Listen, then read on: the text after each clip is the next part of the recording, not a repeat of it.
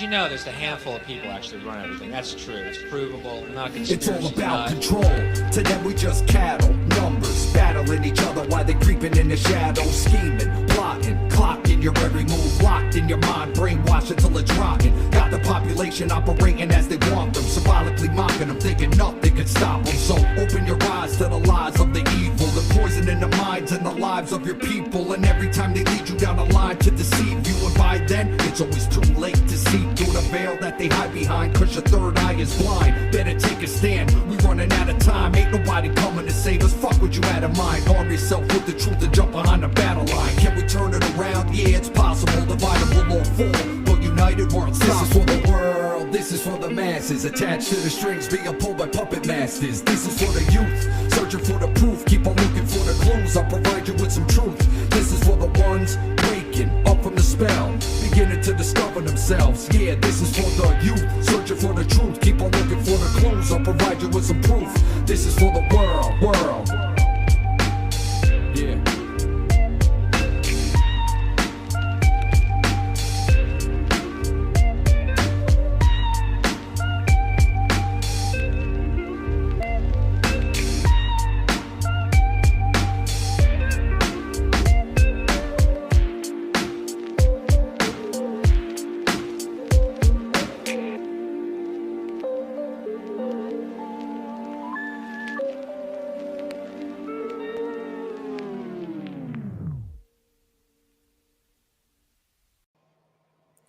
All right. Hey, ladies and gentlemen, welcome back to another edition of A Hitchhiker's Guide to Truth.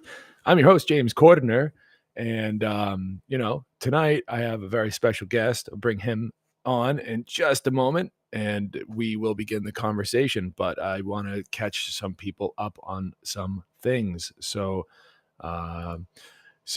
last week, Joe Murray and I teamed up to really do a nice, thorough walkthrough of the Shattering the Illusion website. That is shatteringtheillusion.info.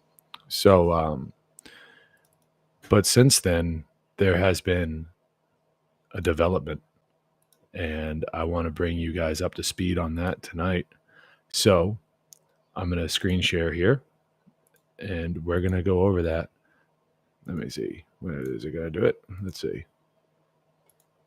There we go. All right. So Shattering the Illusion is going to be a one-day online event about natural law, true anarchy, consciousness, mind control, and the occult. As many of you know by now, it's going to be held on September 24th, 2022. Awesome lineup of speakers. You're very familiar with most of them by now, but hey, there's a new name on this list. That name is Vinny Eastwood, and he has graciously agreed to come and give a talk. This is a very recent development, so we may, in fact, be learning as we go tonight, because not only has Vinny agreed to join us for the conference, he's also agreed to join me tonight for the show. So without any further ado, let me get back here and bring in Mr. Vinny Eastwood. Vinny, how's it going, man? This is the first time we've ever really talked, aside from the 5 minutes before the show started. So I'm really happy that you're here. Thank you for coming on for Shattering the Illusion. Tell us about yourself. Who are you? What do you do? Well, first of all, how am I? And the answer is my standard response. Somewhat fabulous, but other than that, like shit. Thank you for asking. Now,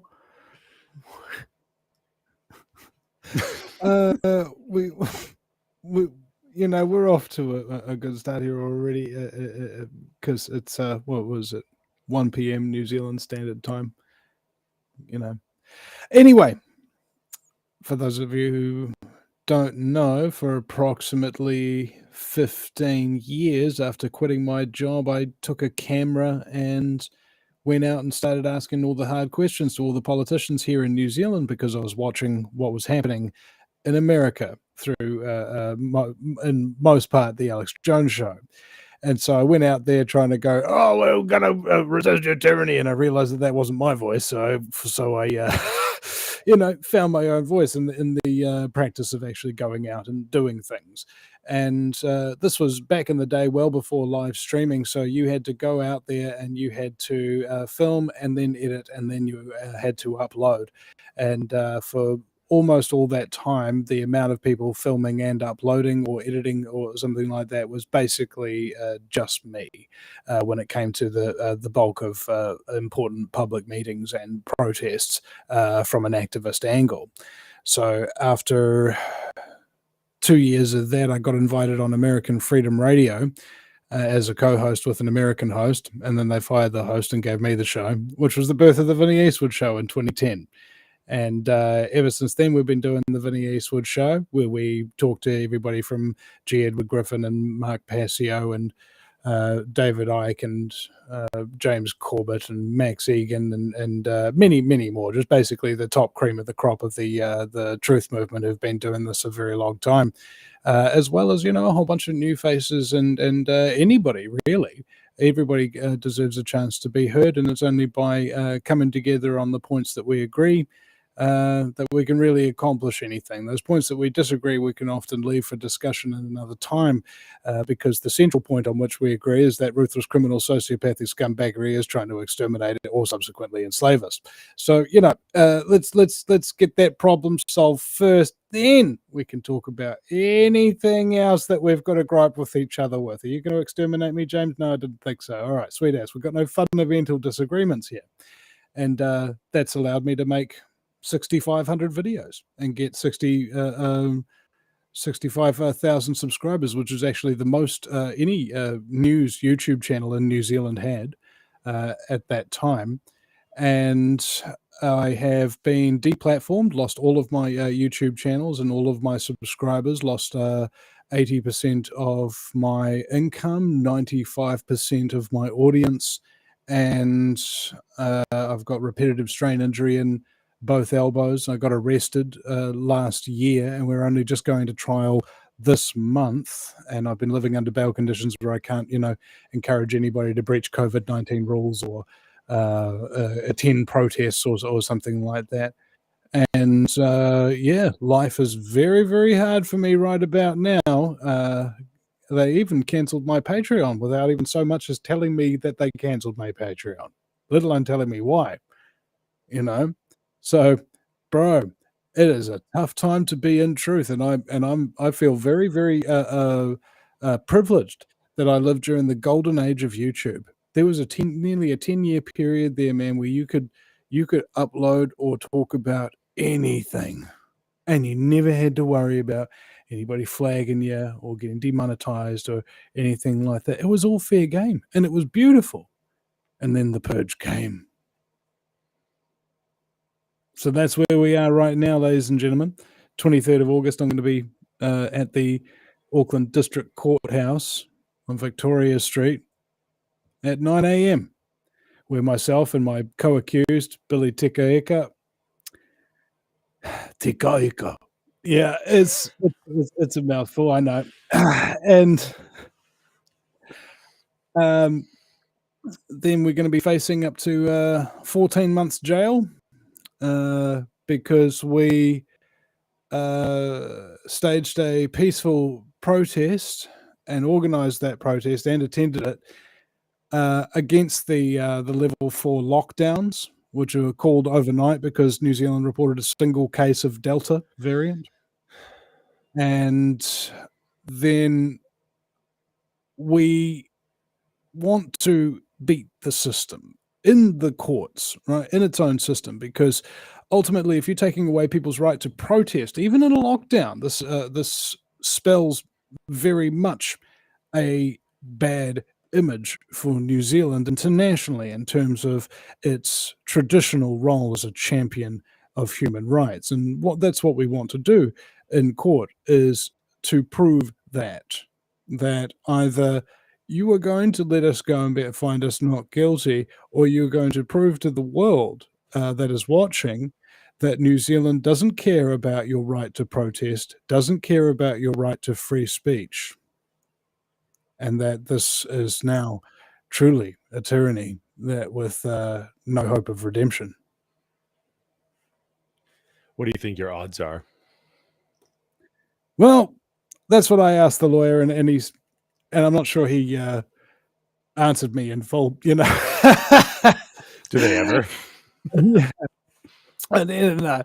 It says there's definitely a good chance that we'd be able to get this through the system. That's what he said to me. Now, I don't know personally, but whatever happens, I need to, be prepared for it because I'm going through all these kind of simultaneous life crises at the moment anyway, and it's been kind of difficult to deal with the issues in my personal and financial and health wise and stuff like that.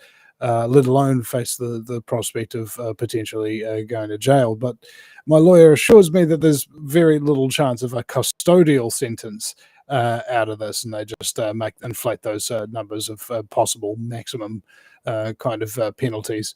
And it's more likely that if they do find us guilty, it'll be in the region of a $1,000 fine or something of that nature. However, they can put you in jail for up to frickin' 14 months, and they might make an example of us. Who knows? There's a lot of things that happen to the human psyche when you're facing something that is in control of your future for longer than a month, and between 1 month and 6 months, and depending on it. And that's what is called complex post-traumatic stress. So, that's where panic attacks come from. I had one the other day, and have had them quite regularly since this arrest. And so, yeah, man, the punishment has already been carried out as far as I'm concerned, and they should just let me go. And they get to look good on a human rights level. Sure. Don't you already have don't you already have some post traumatic stress from earlier on in life when it comes to involvement with the authorities, with how they mistreated you pretty badly earlier on in your life? I wouldn't say it's mistreated. I mean, just lied to. They said, "Hey, if you're honest with us, we'll go easy with you on you." Well, that's yeah, Never try, never smile at a crocodile. It's this kind of deception that is used on a daily basis by the police yeah. in the course of their job. I mean, if New Zealand is any real difference between the United States and the UK or any other Western tyranny, it is that we are a parliamentary sovereign dictatorship. What that means is that no current parliament can bind any future parliament. You can pass a law at 4 o'clock in the morning that says nobody has a right to free speech, nobody has a right to protest. We can control everything everybody does and everywhere they go at all times now. They can just pass that at 4 o'clock in the morning and it suddenly becomes law. Okay. And that's exactly what happened in New Zealand with the COVID-19 Health Response Act. They granted themselves untold powers and permissions.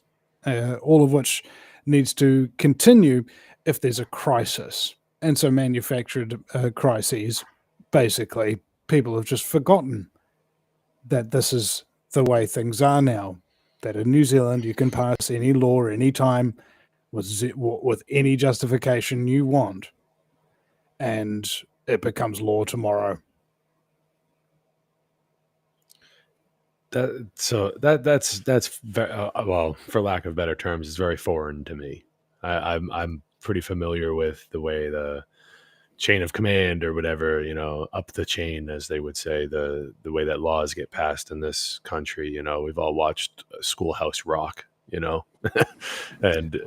so it's very strange to me to hear that sort of process and how It's because it's a specific type of corruption called state capture, where you get in at the policy level where people are. And that way you can dictate what you want and go down the policy level that way. So that's what's happened in New Zealand. And of course, in the United States, it's not actually all much different. It just happens by different means. You get some corrupt corporation, say the Rothschild banking dynasty, and they say, hey guys, we need to give you a whole bunch of money and finance all your political careers and so on and so forth. And then you pass this legislation and that kind of thing. I mean, it's all a show that there's debate. It's all a show that there's votes. It's all a show that people are elected. It's the same in my country as it is in yours, except in New Zealand, we just cut out the middleman and go straight for the direct control of the parliament, by, the people's rights by a parliamentary dictatorship. Man, what did you know that you were going to be like?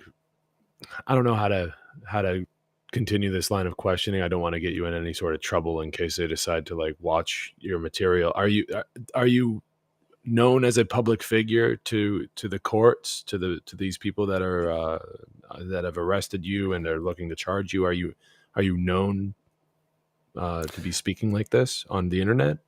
Well, or on the radio?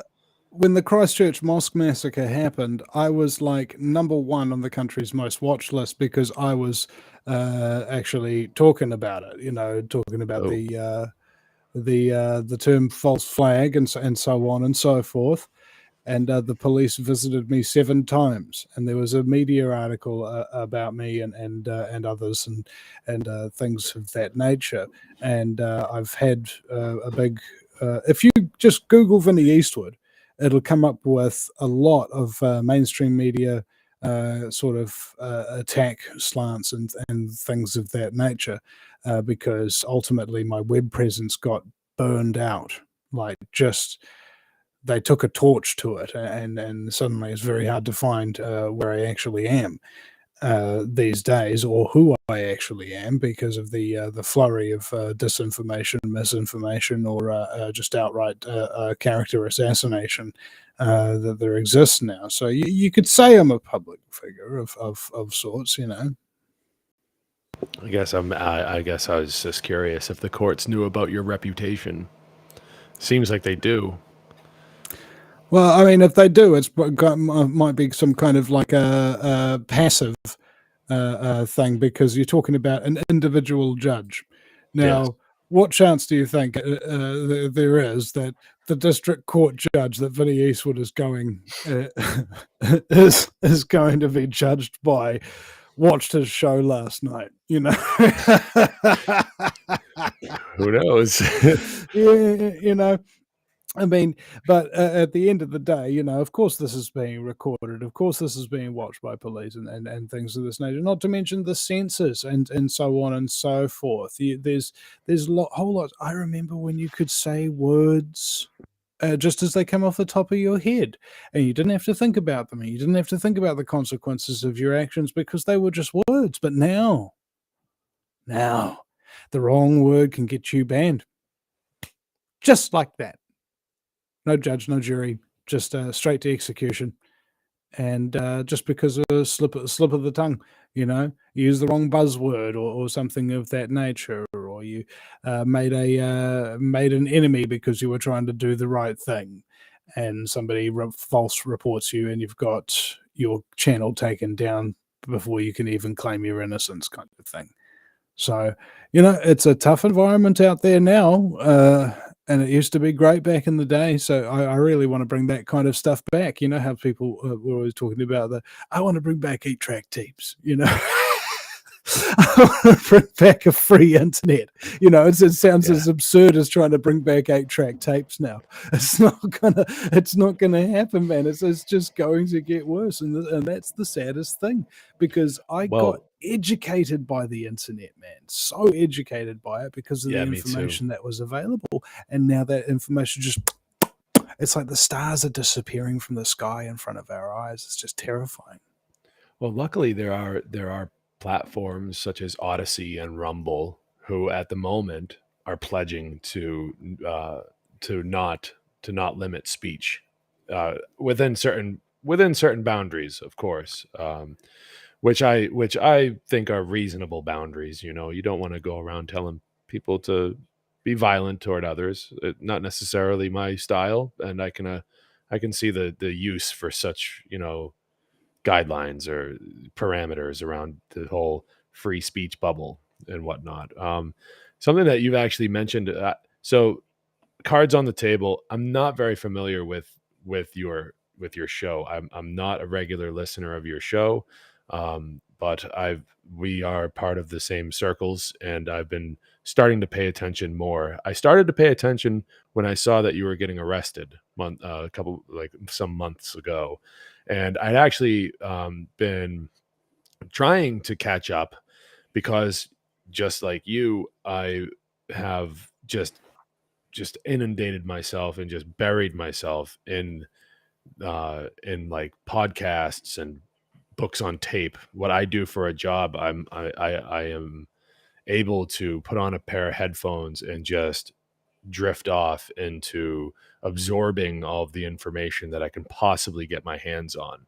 Something that you've kind of admitted to having done in the past is just over a relatively short amount of time, just absorbing all of this knowledge and being like, yeah, I should speak it back out. I do have an obligation if I know this stuff to try to help other people learn. So like you and I kind of share similar roots, only you did it like 2 decades ago and I did it like 3 years ago. And I'm still doing it today, and I'm sure that you are as well.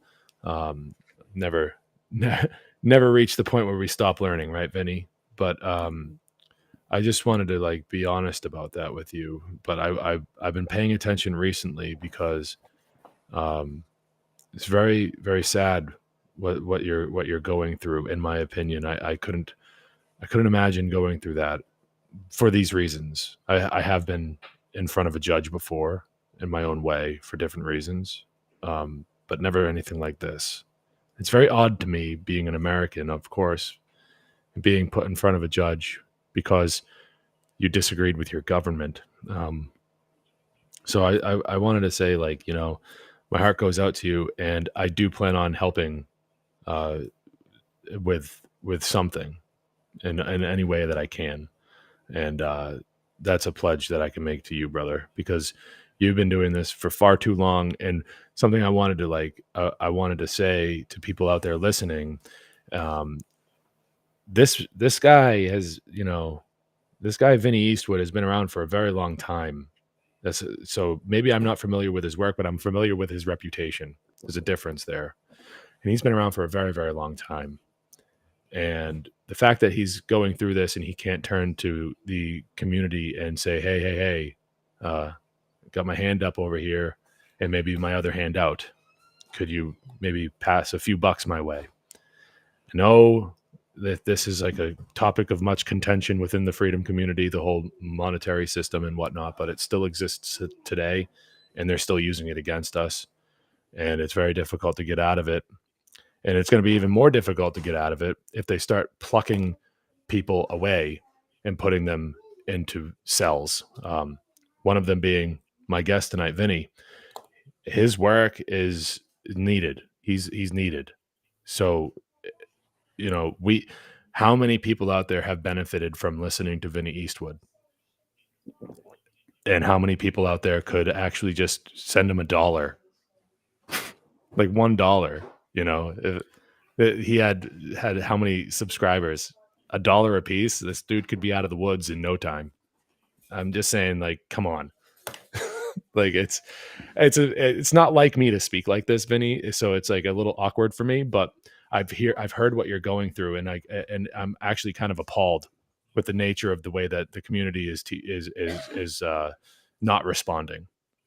And maybe it's not their fault. Maybe it's the censorship. Maybe it's the shadow banning. Maybe it's all of these, extraordinary circumstances surrounding your situation. But it just makes me makes me just hang my head, shake my head, like, what the hell, This is why I'm excited to bring you onto the conference. And I don't want to like change gears that quick, but that's why I'm excited to bring you onto the conference, to give you something to look forward to that is good, that's positive, rather than just letting you lurk in the shadows doing your show. And I know the feeling. of this impending doom where you really don't know what's going to happen when you're standing there in front of a judge, no matter if you're in New Zealand, or New England.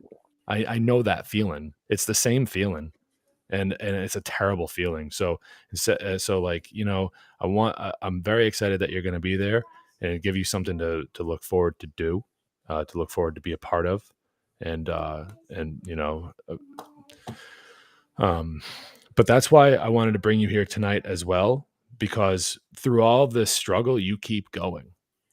And I named this episode "The Art of Persistence" because I figured it would be a good topic for a couple of gentlemen such as ourselves to kind of go over and try to kind of dive into. We don't necessarily even have we don't even have a time limit here tonight. So we can take as much time as you want. I'll leave that part up to you. And we can just kind of talk about some of the struggles and the things that keep us going. Because I kind of want to bring some positivity into your world. Yeah. I mean, that's the thing about positivity is it's sort of it's a feedback, right? You put positive thoughts out, positive stuff starts happening, right? You put negative thoughts out, negative stuff starts happening. However, you know, sometimes you're just actually going through something real, and it's not like you need to ignore those negative thoughts. Sometimes you do need to feel sad. Sometimes you do need to suffer. And sometimes you do need to feel like the world is against you. If for nothing else, to test what strength you have, right? How much can this guy take? Wham! Let's hit him with this. Oh, he's still standing. Wham! We'll hit him with that. This guy just won't go down. You know, that's kind of. I feel like the cockroach on the kitchen floor that the government is trying furiously to swat with a rolled up newspaper. He just won't go down. And ultimately, the main key here that I found is when you are in trouble, ask for help. Now, the only reason why when I ask for help, I generally get it is one, because I've got an audience, you know, that kind of thing. But two, as you said, a reputation. For 15 years, I've had like, what, 2,000-ish guests and people feature on my shows, you know, giving them all the chance that they need to say anything that they want. Anything they want to talk about, just go for your life. It's from people who've never been on radio before, little activists and things of that nature, to David Icke. I think he's probably the biggest one I've had on the show, but so many in between. Like the variance of the show gives you so much exposure to different kinds of thought. I remember back in the day when I was just starting out, that a listener called in and he said, you know, Vinny, in the last year that I've been listening to your show, I have learned more than listening for 20 years to other talk radio. Keep it up. Keep up the good work. Now, they say in talk radio that for every one person who calls in and says something, there's another 1,000 people who thought the same thing who didn't call in, right? And I've had somebody tell me that if it wasn't for my show, when they discovered it, they would have committed suicide. And an activist as well, who I sat down and did a show with, who felt like nobody would listen to him and stuff like that. Probably the most horrific corruption case I've actually ever seen to date, even worse than mine. Just shows how much control the New Zealand government can and does have when they want to. I sat him down to read out his 52-page dossier about what happened to him, and then I edited it. It took me 3 nights, you know, in a row, staying up all night just to get this up there. And he told me later that if I hadn't have done that, he would have committed suicide. So my show and the work that I do does do some good. I know that it does, even if I don't hear about it for sometimes years after the fact. or at all. But ultimately, it all comes from a place of just have fun and be yourself. Because if you're having fun, the audience is having fun. If you're being yourself, you can relax. Okay. And that's what I encourage all my guests to do. And I think that's why people followed the show in the first place, because there's more than enough people out there who are talking about incredibly serious stuff very, very seriously. But very few people out there telling jokes that are even worse than the news. And that's where I come in. Yeah, your sense of humor is from what I've listened to. Your sense of humor is just it's not the jokes that make me laugh. It's you laughing at your own jokes that makes me go, this guy is just he's going for the gold here. He's just like totally into this.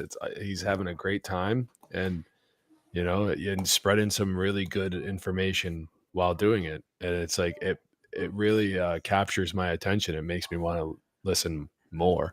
You had Mark Passio and David Icke on simultaneously, and it was like this just like one of the best podcasts I've ever listened to, and like just for real. So my hat's off to you, man. That show was like boom. Who could pull that off? That just guy. that guy, all right, because it's never been done before. And the story of that one was just like Mark kept on at me every time we'd do a show and stuff like that. He'd do me about David Icke and stuff, and I'd forget, and that kind of thing. And David Icke's incredibly hard to get a hold of and get on your show, and it took like nearly 18 months of scheduling and stuff like that, because I had lockdown and banned from the internet and so on and so forth. I had to reschedule stuff and juggle things around.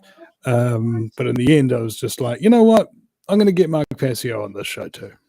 And that's what I did, because what do you do for your friends? You do what they can't do for themselves.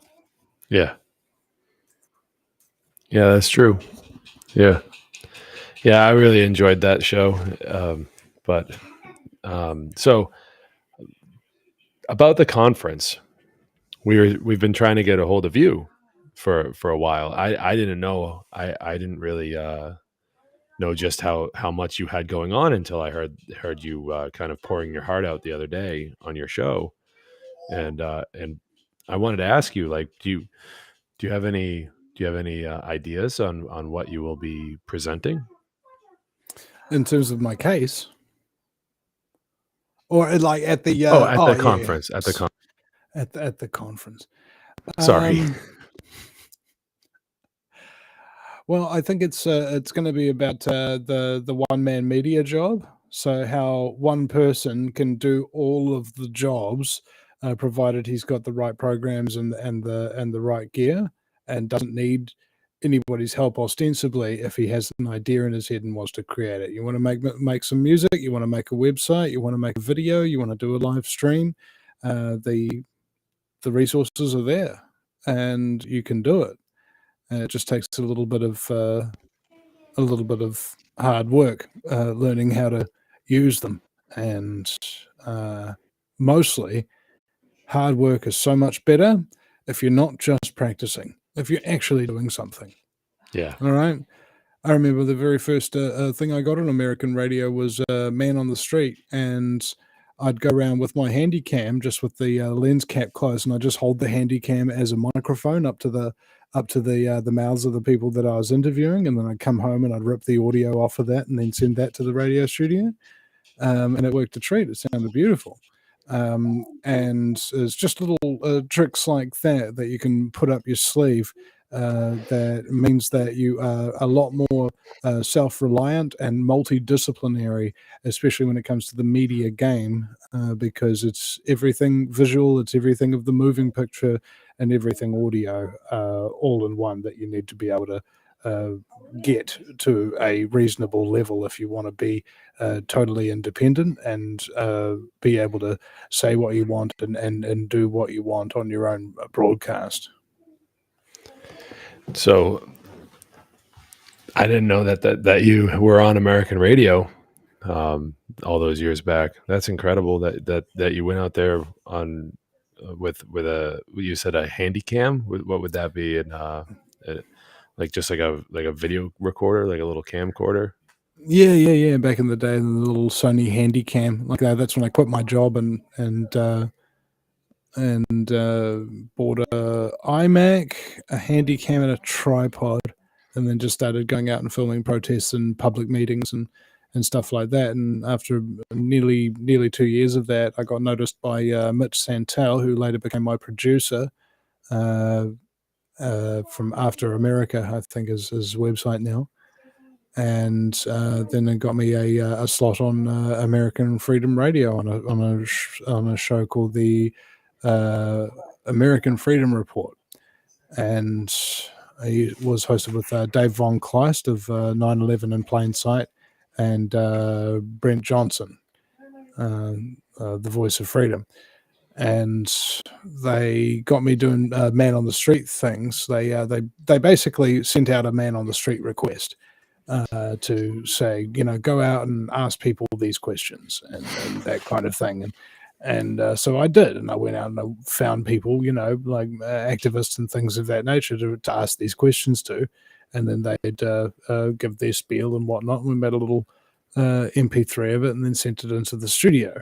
And then, this is before the days of doing video and that kind of thing on radio as we commonly do now. And they liked it so much that they, when Dave Von Kleist left the show, they gave me the slot as co-host, and then the show American Freedom Radio Report got rebranded the Global Freedom Report, and then Brent left the show and it was rebranded the Vinny Eastwood Show. So that all happened around about the 2009-2010 era. That's how I got into American Talk Radio on AmericanFreedomRadio.com, thanks to Danny Romero and his boys producing at the boards there for many years until American Freedom Radio sort of collapsed following Danny's sort of disappearance for a little while. There's a background story to that, which I can't divulge. But anyway, the studio was down, and then I was picked up by Revolution Radio, and then American Freedom Radio came back, and we continued on that for a little bit. And I think, then we've joined the One Great Work Network. And now we're on peopleforpeople.ning.com as well as the One Great Work Network. So, this is after the days of deplatforming descended upon us, and it was kind of becomes very difficult to self-publish now and find any. Like I found out the other day, like I put up a Facebook post about what's been happening to me. And on my personal Facebook page, I got like 50 reactions and 7 shares and 22 comments. And on the public Facebook page, which has 10,000 plus followers, I got 7 comments and 15 reactions. All right, so that's shadow banning in a nutshell. It's very, very difficult to get an audience these days on social media if you're talking the truth. Always was hard, but there wasn't a big sledgehammer hanging above your head. Yeah, I remember when you could go on YouTube and basically find anything, and then Google bought YouTube, and it was like all of a sudden the crackdown happened, and it was very, very tough. Excuse me. I remember, like, almost tear to my eye, like the old days of YouTube, where you could design your own channel. You could have your own background images. You could have your related video sections. You could play around with where everything was, where the chats were, what was up there, put messages and banners and pictures and have top 10s and so on and so forth, man. It was beautiful. And then they turned it gray. Just grey, and all the glamour just sort of went away. And it was just a platform from then on, kind of like Facebook is. It's just grey. It's just a simple thing. There's no glitz and glamour and that you can add and customize to your own desire. And no other platform has had that before or since YouTube got taken out by Google. They just took them out, bro. Like, Yeah. Just like if it felt like overnight, It's like YouTube was like the wild, wild west of videos. You just, like I said, you could find anything on YouTube back in the day, And as far as the social media thing goes, like what happened to MySpace, Like you could customize everything on MySpace. And, Tom gave us everything. He just wanted to be your friend. And then everyone just turned their back on Tom. Poor Tom. But yeah, I resisted Facebook for a long time. I've been on there for like a decade, but so it was I've been on there. like, I've been on there for so long that Facebook started resisting me.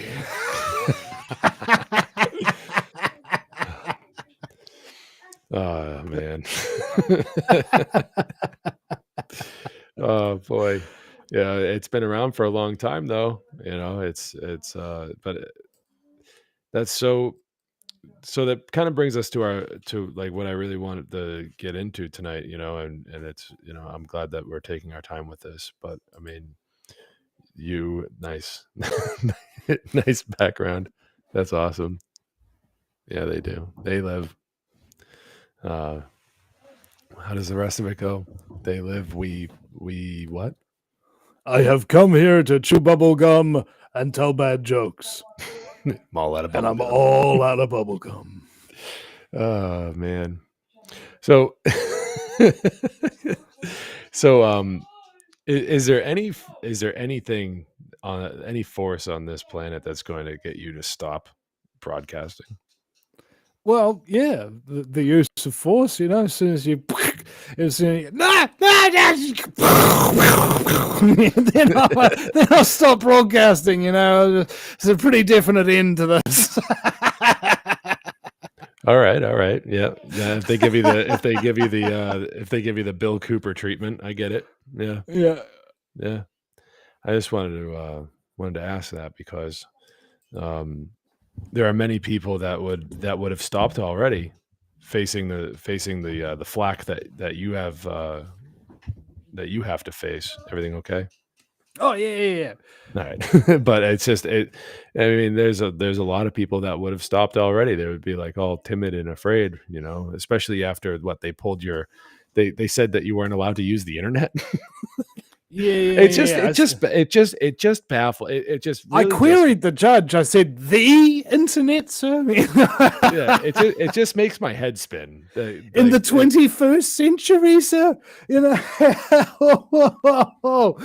I mean, bro, like practically, it's come down to the point of dependence on the internet with our society. You practically can't even take a leak without access to the internet these days. That's why they call it a stream.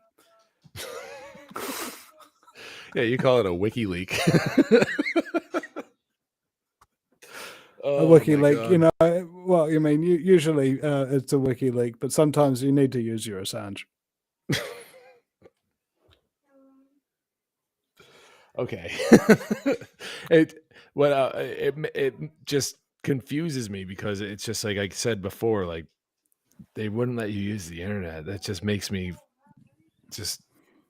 I almost can't even formulate I can't even formulate a thought to just like to think about that for a minute. What you do with your day, and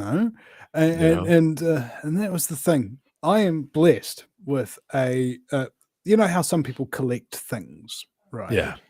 Some people collect this, some people collect the other. I collect movies, all right? Good movies that are rewatchable. I don't just go out there buying any old crap, generally speaking. And the classics. And of course, the entire Marvel Cinematic Universe is in there too. So what did I do? With 6 weeks of no internet access, I had a collection. Yes, I did. And that helped to really keep my mind off things because there was literally nothing I could do about it. I had no access to any kind of like phone, mobile phone either. So lost all my contacts. Couldn't even call for help or anything because everything's on my computer and I can't access my computer because I can't access the internet. You see, like, dude. And then suffering like multiple panic attacks a day for like 6 weeks. Bro, that was tough. You know, we're supposed to be in the holding cells for about 2 hours. We were in there for 28. And when I got out, I felt like I was some kind of a prisoner in a Russian gulag. You know, I got to my wife and daughter, and I go to her, baby, you haven't aged a day. You're still as beautiful and supple as the day the state took my freedom. And Alina, my little babushka, look how you've grown. Isn't babushka Russian for grandmother? I don't know. And then, good accent, by the way. But just throw that out there. That was a good accent. Yeah, I used to play Command and Conquer Red Alert as a kid. Me too. Red Alert 2. Yeah. Oh yeah. How old were you? No, the original Red Alert, man. 37. You know, the OG. Okay. Not too far behind you. Yeah. Well, I mean, far enough behind to be ahead. That's what they say about New Zealand. And Marie Antoinette. Now, King Louis. Well, one can only hope. Jacinda Ardern. Now, I want to, put the fear of God into anybody, but at the end of the day, these people are trying to kill us. Okay, when you say these people, who do you mean, Vinny? And I mean basically people who don't really have the restraint of conscience. I have restraint of conscience. I do something bad, I feel real bad about it. Okay, and try to make amends for the things that I've done. Otherwise, I continue to feel bad about it. That's what a conscience basically dictates that you do. It won't let you sleep if you're upset with something that's happened to you or something you've done. Unfortunately, there is a class of people called the sleepless elite who only need to sleep 4 hours a night, and they can spend 20 hours a day hatching schemes and scumbaggery without the aid of conscience. Okay? Nothing to restrain them. How terrifying is that?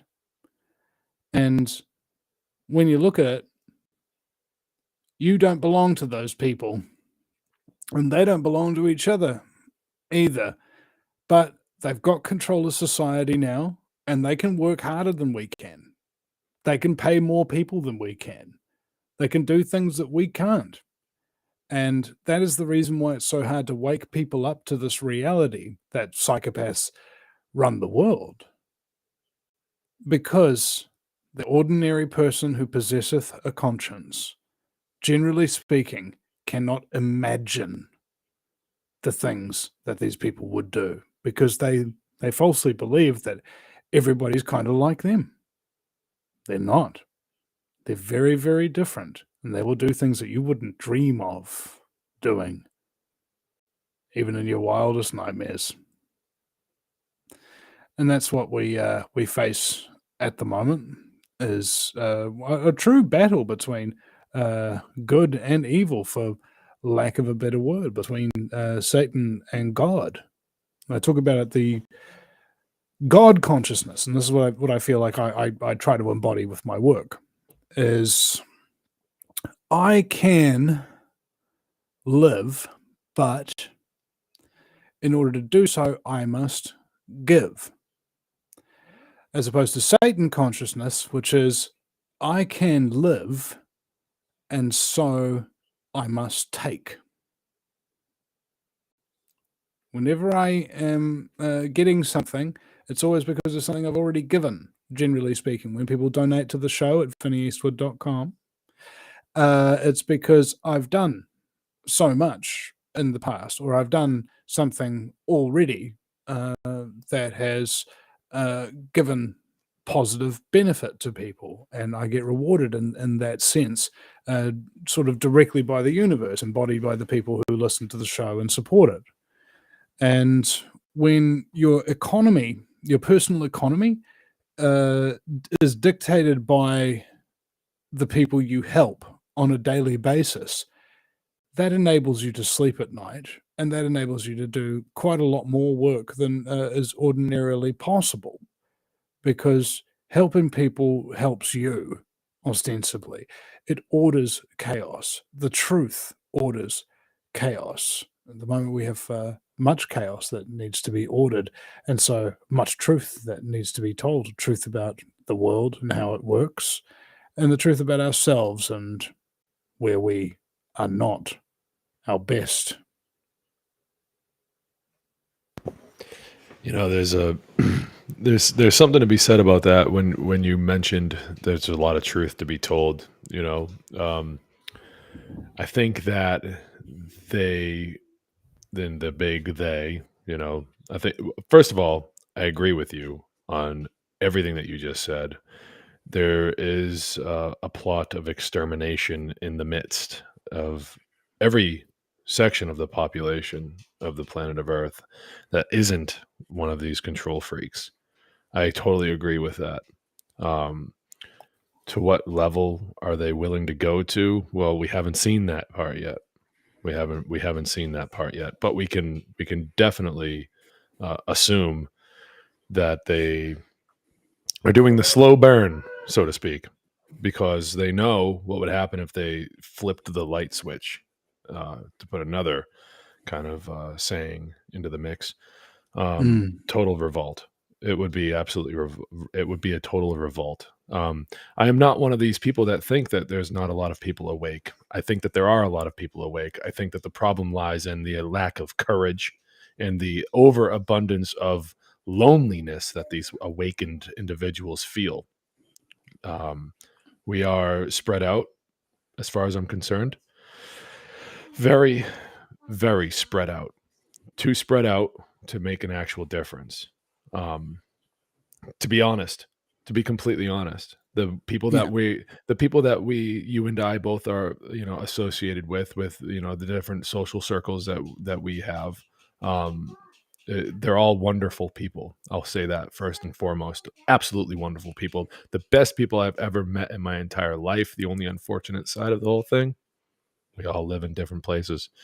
I think that it would be not trying to sound like I'm raising an army here or anything like that, but if we really wanted to prove that the non-aggression principle is going to be something that would work, we need to actually join in person and, you know, actually form like a community that would be able to do that.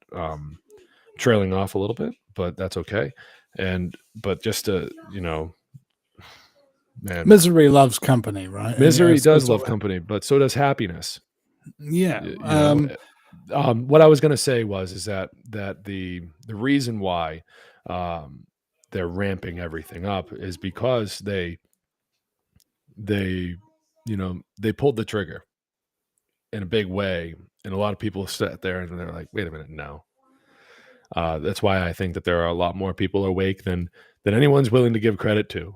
You know, really anyone. I don't hear a lot of people that are making content and everything. Everyone that's making content likes to make it sound like that there's like an infinitesimal amount, if that's even a word. I might have just made, I think that's a word, but that there's such a small amount of people that are actually awake, when I don't agree with that part. And I just think that those people need to be found, and they need to be encouraged and to be told that they're not alone. I know for a long time, in my 20s, I've said it before on the show. I'll say it to you, that there's been this tug of war in my mind, between being awake and asleep. You know, being able to question authority and then turning around and submitting to it. Right. Um, I think we all kind of go through that, but for me personally, I can speak to that. And I think that there are a lot of people out there that do question authority. And when I was in that tug of war, one of the things that held me back from actually stepping up to the plate and doing things like this, or speaking to my neighbors, or speaking to people, wearing a shirt like this out in public with, my website on the back of it, and people might ask like, hey, like, what's that all about? And I have no shame in being like, well, it's my website, go check it out.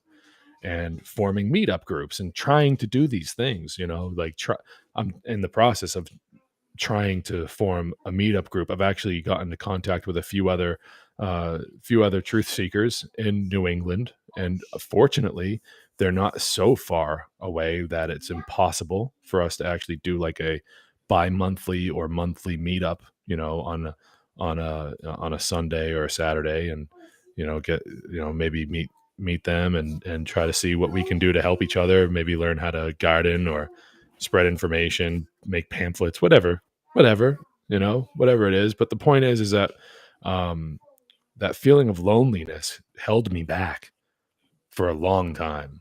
And, I kind of just, I kind of think that that's a big problem. But, as far as like speaking the truth, it takes an extreme amount of courage to even do what we're doing. Like, a small podcast like this. Like, I don't have a big audience. And I don't care about the size of the audience. Your audience is probably bigger than mine, bro. I don't know, man. I don't know. But I mean, I'm just making a point that it's like about the speaking aspect of it. It's like an obligation, and it's difficult to do week in and week out, to keep it going, and to keep, and like what you're talking about with being like a one-man wrecking crew when it comes to being a producer, a host, that all of that wrapped into one, with a real messy fucking bow, tying it all together. Yeah, I feel that. That's what I do. I make my own website. I do my own graphics. I do my own photoshopping and everything like that. And so I can sympathize with that, So I wanted to ask you, do you know Gino Volante? Is it some kind of skin cream? No, Gino. His name is Gino. He's in New Zealand. He's like an activist. I've had him on my show before. He's a really nice guy. Maybe I can send you his email or whatever, but I don't know where I was going with that, but I just figured I wanted to ask you if you knew Gino, because he's aware of you, of course. And I had him on.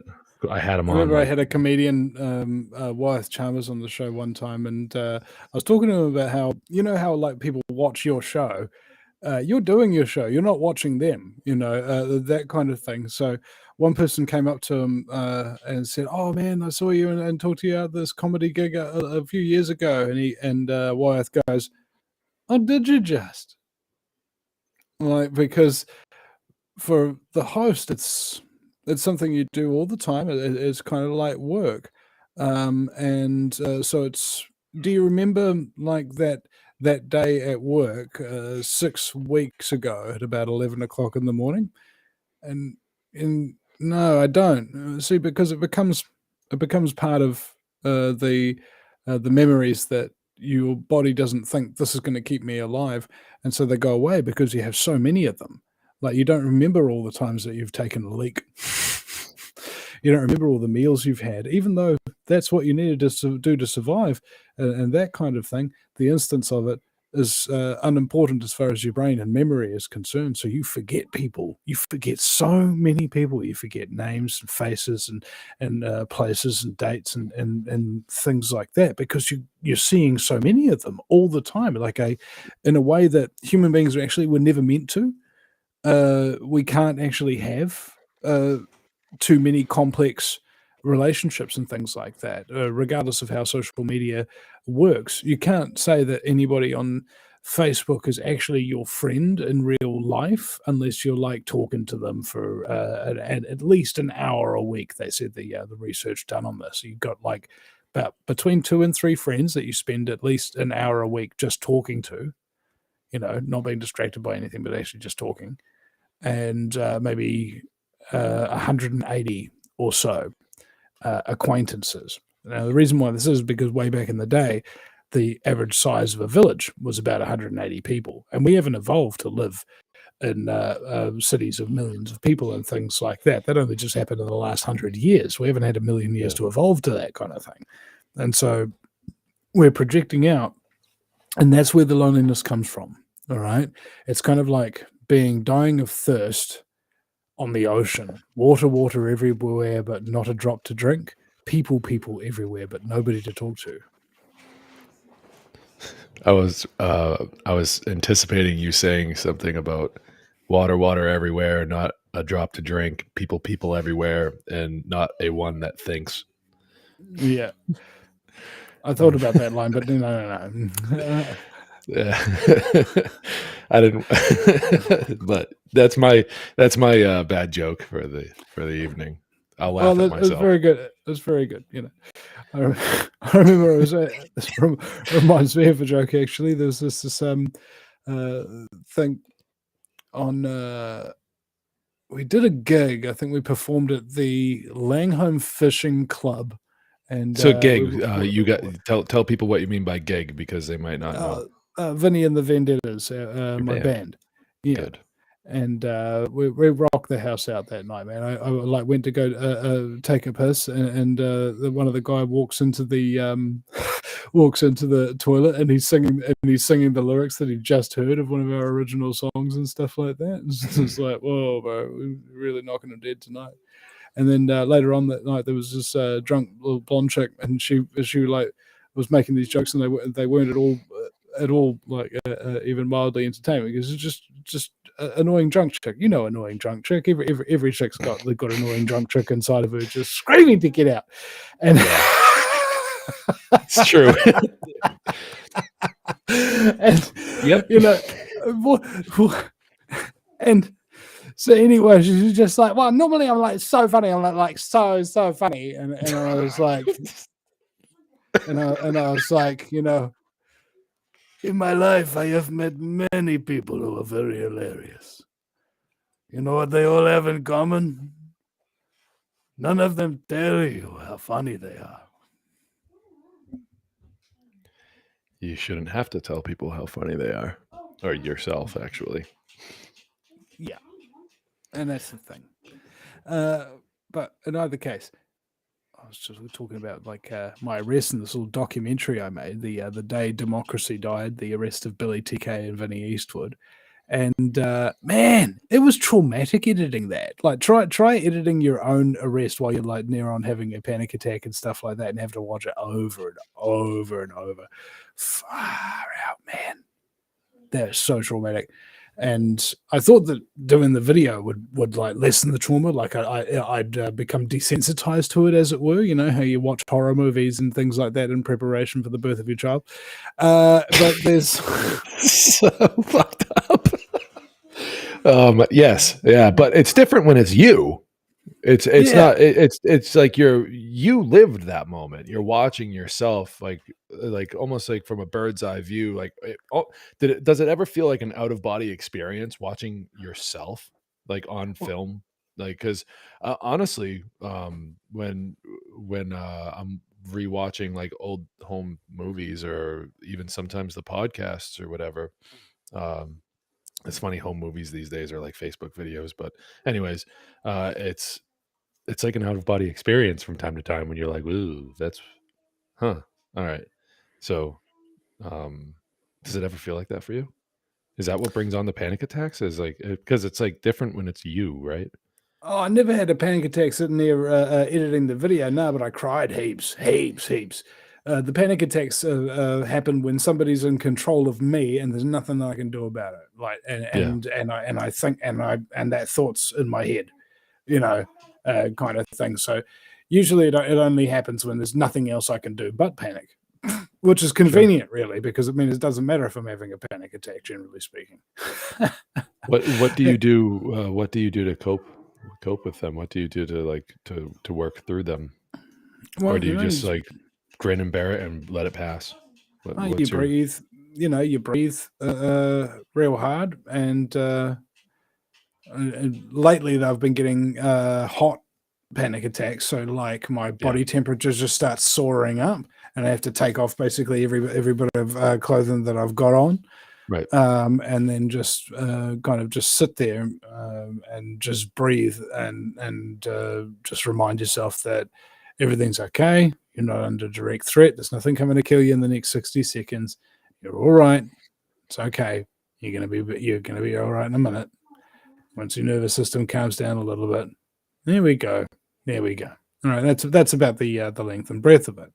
But they're traumatic when they do happen, and I've been having them a lot more recently. I used to have maybe like between 1 and 3 a year. After getting arrested, or directly after being arrested, I was having between 1 and 2 a day.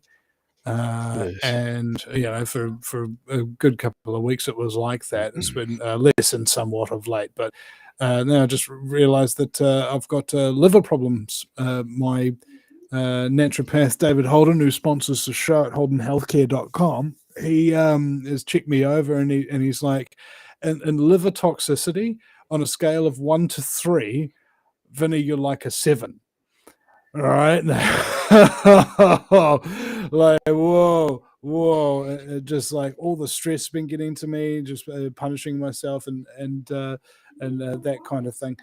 So it's like, okay, you can't smoke, you can't drink coffee, you can't have carbs or sugar, not even potatoes or rice or pasta or bread or anything else. Basically, you're allowed lean meat and vegetables. Like that's about it for about a year. And I just learned this news a couple of days ago, and I've been largely sticking to it, that kind of thing. And so, this is day 3 of cold turkey off of coffee and cigarettes. Wow. Are you experiencing any headaches from the lack of caffeine? Surprisingly not, until you just mentioned it. Thanks for that, by the way. And You're welcome. That's what I'm here for, Vin. Yes.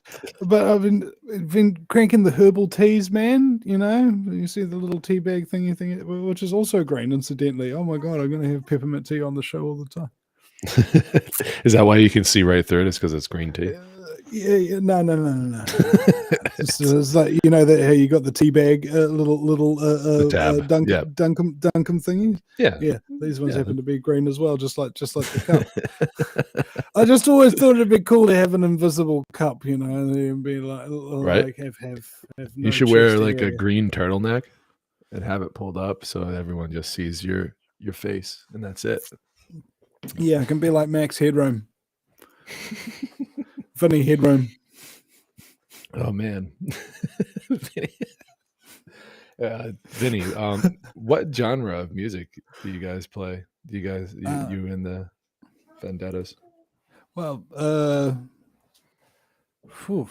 we do a bit of heavy metal, we do a bit of Spanish guitar, we do a bit of folk, we do a bit of rock, we do a bit of funk. We do pretty much every kind of genre that I've really tackled so far. Done rap, opera,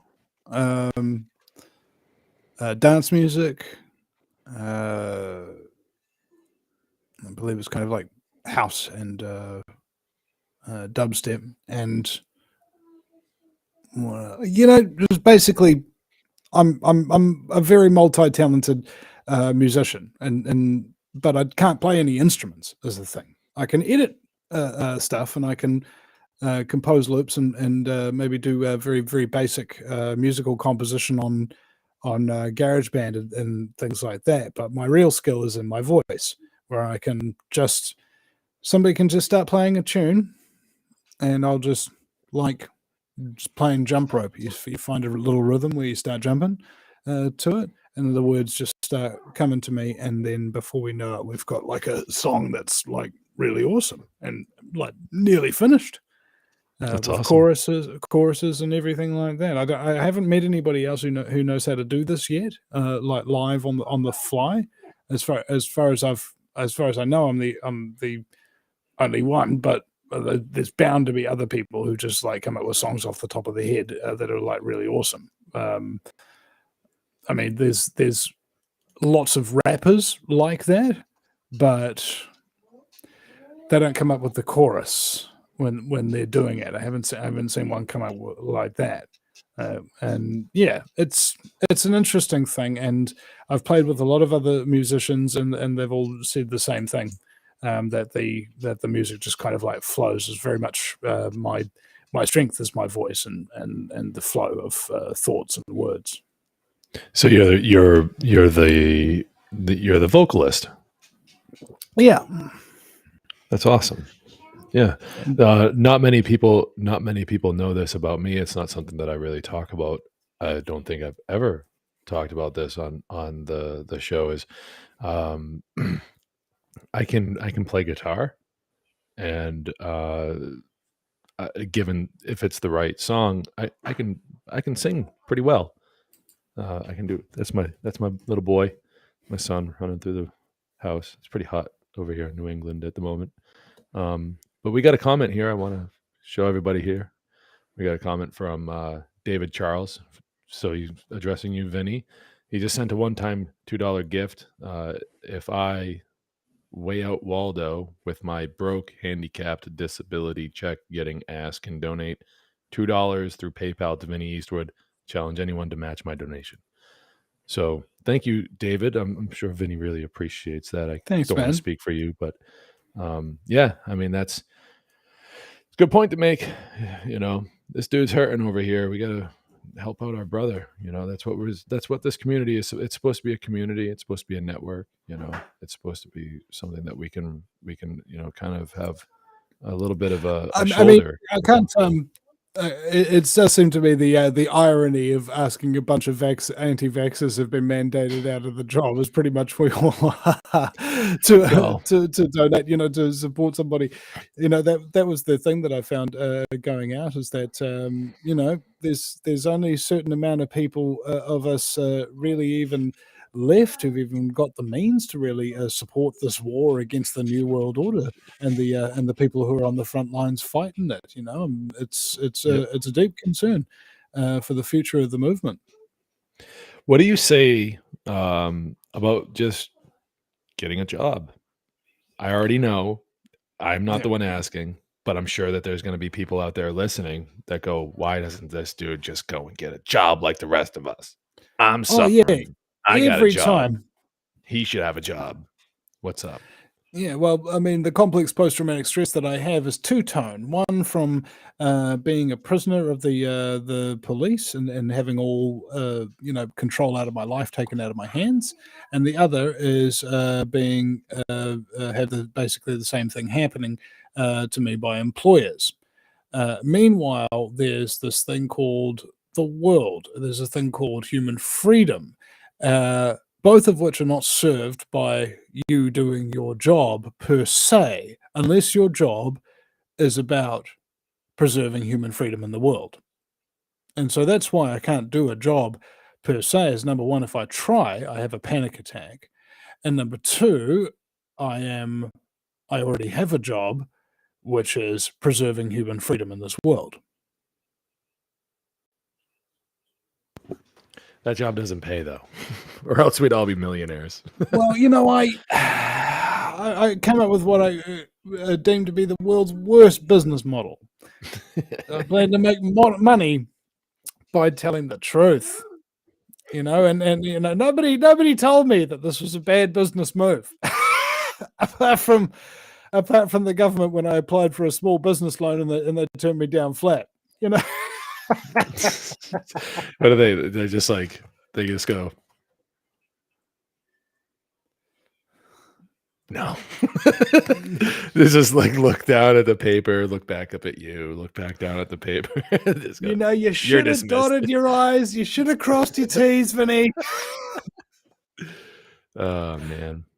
I mean, like seriously, if anybody's in this for the money, you must be friggin' retarded. All right, like I'm serious now, because you can't just tell the truth and have a good time if you're worried about money all the time. And that's why I encourage people to set up automatic payments and things like that, $2 a month or $10 a week or whatever it is that people can spare. just to support the ongoing works of the show, which has been going for like nearly 15 years and not going anywhere until, of course, as the aforementioned, no, please, shut up, Vinny, happens. Man, they Which, give you you the know, old Yeller treatment.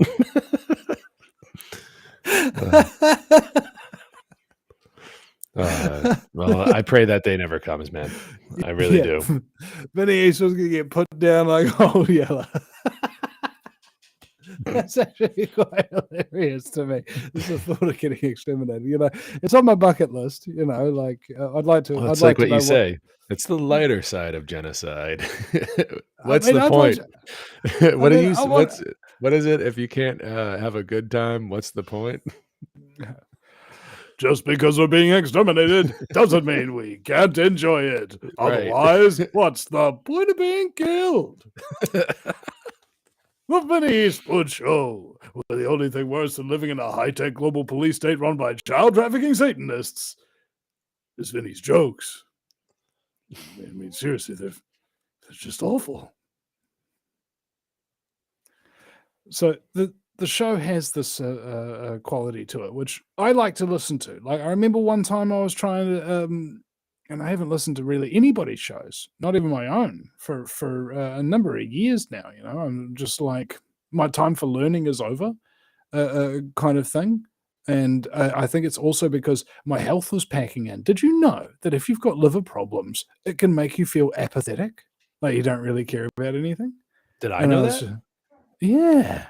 Yeah. Like, I didn't know that. And Yeah, suddenly, suddenly I was just like, lethargy and stuff like that can really start taking a toll on people. And then the stress happens, and then the cortisol happens, and it's just because it's like you're watching everything go by. You know, like the old backgrounds of like the Flintstones cartoons and stuff like that, where everything is just going by and it's on a loop, and you're just sitting there watching this loop happen, and you want to do something about it, but you can't.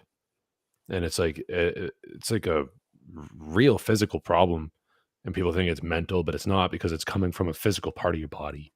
It's not just some weird ghost apparition causing apathy type of thing. It's like, no, like you want to do something about it, but like there's just like this physicality that's holding you back, and then it causes stress, and then the stress causes so many more things, like that, those hot flashes that you were referring to, that's probably caused by the stress of the panic attacks and everything, and that you've grown accustomed to them happening, so you know when one is coming, and knowing that it's coming doesn't help, and it just makes it worse, because you're like, oh, here we go again and again, and then it's like, then you're all stressed out about it because you don't want it to happen, but there's nothing you can do to stop it, and you'd rather it be a surprise, because at least then you'd have a laugh.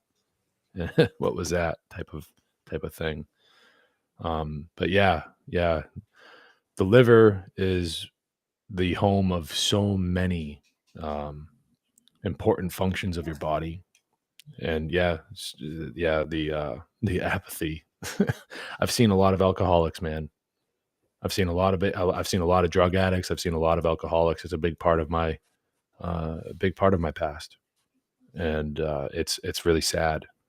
And I've seen a lot of people that say that they want all these good things. They say, "Oh yeah, I'll get up off my ass and I'll start doing something, and oh, it's going to be different this time, and I'll start doing it, and yep, no problem at all." And then they just don't.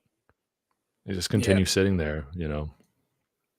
And well, I'm fortunate enough to have a doctor like David Holden, who says to me, you know, on a show one time, I interviewed him, was you basically, when you've got a health problem, you've got two choices: you can change, or you can die. Yep. You know, and you know, I'm rather attached to life. You know, I think it's something worth preserving.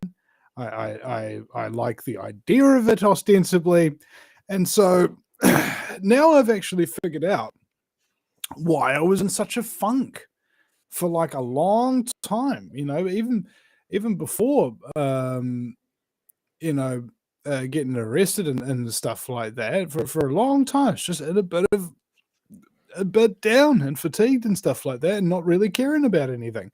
It might have been happening for years and years and years without me knowing about it. But it wasn't until a couple of days ago when my liver started hurting, and I didn't know it was my liver. It was just whatever was under my left rib cage, bottom rib or whatever. Just that's painful. That's painful. Ow, ow, ow, ow, ow, ow, ow, ow, ow, ow. That kind of pain when you get it, Just like and that. yeah. And so it was just like, okay, let's figure out what's going to happen on this one. Let's give it a day or something, and I'll clean my act up a little bit, and we'll see if it reduces. It did reduce, but it didn't go away. So I was like, okay, well, we need to figure out exactly what's going on here, and called David Holden and went round to see him, and he checked me out, maybe fill out the questionnaires and all of that kind of stuff. Gave him my consultation for free. He's a good man. He loves the show and has been sponsoring it for a while now. And yeah, man, I've got a long road ahead of me. There's one round of supplements and stuff like that I need to be on for like a year. Like I'm pre-diabetic, just like all of a sudden now you got like real serious health problems. Now I'd recently lost like 30 kilos, which is like, I don't know, somewhere between 60 and 90 pounds. I don't know the ratio of pounds to kilos and something like that, but a lot of weight. And did that by fasting and just drinking coffee instead of meals. And then I was like, okay, I want to get down to about 85 kilos. Then I'll start working on my health and whatnot. I'm down to 95 kilos, and then my health started to pack in. So I was like, okay, let's call off that experiment. Let's just go start working on the health now. So getting out and got to exercise as well, man. God damn it, that's hard. Especially because I've got like one hip that's like higher than the other, and I've got repetitive strain injury in both elbows. So if I walk, my knee and my starts getting painful, and so does my hip on the other side because I got one leg slightly shorter than the other. And if I lift weights, my repetitive strain injury in my elbows gets exacerbated. So I'm like, you have to exercise, but what do you do? What's the repetitive strain injury affecting? Is it like the cartilage in your elbow? Yeah. Have you tried any sort of collagen supplement? No. That? Because from what I hear, a collagen supplement helps repair cartilage. It helps It helps strengthen cartilage. So maybe look into that for yourself. See if it's something compatible with you and what you can do. Because it would definitely help. If it can help improve that situation, then it's just one. Could be the first domino, my brother. It really could. So there's man, I forget the type. I forget the brand, but it's like it goes in a drink. Like you can put it in water. Tangy tangerine. No. No, not that. I know what you're talking about, and it's not that. But anyways, it's something that I don't know. I'll look into it and I'll send it to your way when I find it. But that could help with with that cartilage. But yeah, what else? What else could you be doing other than that? I guess to improve your situation. I mean, basically, it's just going to be down to the cutting out all the crap that I was putting in, really, and the liver will repair itself. It's a remarkable thing, apparently. Yeah, it's one of the old. For the size, I'm fasting. The liver. In lieu of being able to really kind of like get into proper exercise and muscle build up and stuff like that because of my other physical ailments, I am been fasting and getting that way to cleanse the liver as well as lose a bit of excess weight. You see that I've got like 10 liters of dirty water in my body that it's just retaining because I've not been drinking enough water. And so the body, when it's not getting enough water, it holds on to dirty water and doesn't excrete it. So it's like all full. It's water that's full of crap, you know. Like you ever seen a fish tank that ain't been cleaned in a while? Imagine the inside of your body looks like that. Yeah. Yeah. It's not good, brother. Not good. But dude, that's great that you're like nailing that down and trying to do something about that, you know, because it's something that people lose track of very, very easily, you know, physical health. As far as your mental health goes, what are you doing for that? Do you wish to talk about that, or? I mean, I'm just working, Yeah. really, because all the problems that I have with my mental health have nothing to do with, me and what I'm doing per se. It just have to do with all the things that are completely outside my control that are being done to me. And so, regardless of how much you talk about them or whatever, it's just time that'll ride them out. And as soon as a certain time passes, that problem's gone. As soon as another bit of time Yep. passes, that problem's gone. I've been through it before, through life many times. It's just, if you can't do anything, don't worry about it, generally speaking. And if you can do something, don't worry about it. Do something about it.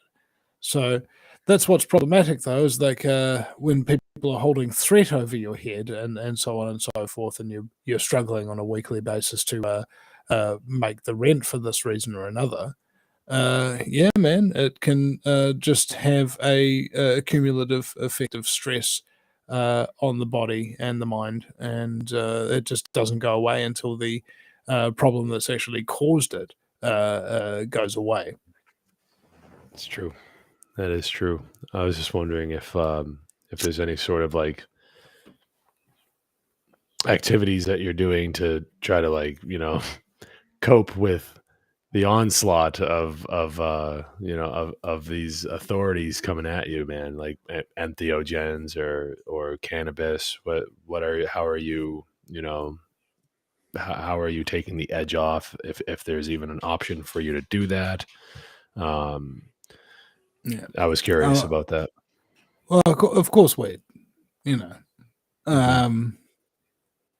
It's been important to me since being a cannabis activist, considering I got busted with cannabis and then developed complex post-traumatic stress, which is incidentally best treated with cannabis. So, like, after getting busted for cannabis, you get a disorder that requires you take it.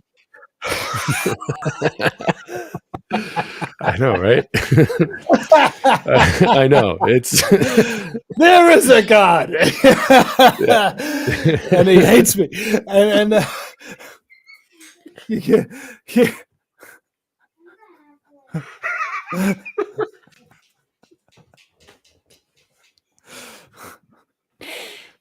So it's like I always say, it could be worse. The world could be run by child trafficking Satanists for all we know. Thank God that's not the case. Otherwise, I might be, worried on a constant basis. Oh, thank the Lord, man! Because if that were going on, we'd have real problems. We'd have some real problems on our hands. Yeah, bro. And it's definitely not going on, because if it was, society would be fucked. There'd be totalitarian governments everywhere. People would be stupid and lazy and cowardly and stuff like that. And that's clearly not the case. Right, they'd be putting things out on television that held no consequence, that are of no consequence to anyone, like celebrities on trial, and that things like that. Every movie would be a blockbuster. It's not like that though. So Yeah, we're in luck. See, everybody, doesn't that just feel so much better that no matter what you got going on in life, there's something else worse out there waiting for you? Oh yeah, oh, you feel the burn. Oh yeah. It's hell on earth. Earth is hell. Life is hell. Oh yeah. Do you feel just... the burn? Oh man. There's terrible things that happen to people on a daily basis, and the problem is that most of the time when they tell somebody about it, they say, "Oh, well, I've got this going on," and stuff like that, and it's just like this terrible apathy. And I was talking to my mate Mike, my guitarist, who's coming up next weekend. We're going to make a little short. We're going to enter a short film competition while he's up here. Nice. We were talking about the liver and how you can't do the carbs. Now, who doesn't eat carbs? You know, that kind of thing. Like, do you have no bread, no pasta, no rice, no potatoes, or something like that? Because all that stuff breaks down in sugar that gets broken down by the liver. All right, because sugar's a poison. And this is the problem: is that your entire diet is predicated on that. Like worldwide, pretty much every diet, whether it's a Western or otherwise, has these same things in the staple diet. And I started thinking to myself, what if they've weaponized the food supply and the common diets that people are subjected to in a direct way, so that they know that people, when they are eating their normal everyday meals, it's going to make them apathetic, so that they don't care about where society is going. Uh, I'd say you're spot on with that, because in this country they spent a lot of time going after it being trans fats that were so bad, or the fats and everything that were so bad, and it turns out that it was the sugar, and that was why children were overweight. And I mean, this country is definitely definitely being attacked with the diet, and it's something that um, I think can be said is the amount of attention that they've been giving to the conflict, or alleged conflict, over in Europe at the moment. They keep referring to Ukraine as like the breadbasket of Europe. Where are the people going to get their bread from? And that's creating this scarcity mindset around this one item. And in my experience, what I've seen happen to people when they are of a scarcity mindset, especially around maybe one item, is that the importance of that item gets obfuscated. It makes it seem like that item is more important than it actually is. So people might start hoarding it. You see where I'm going with that?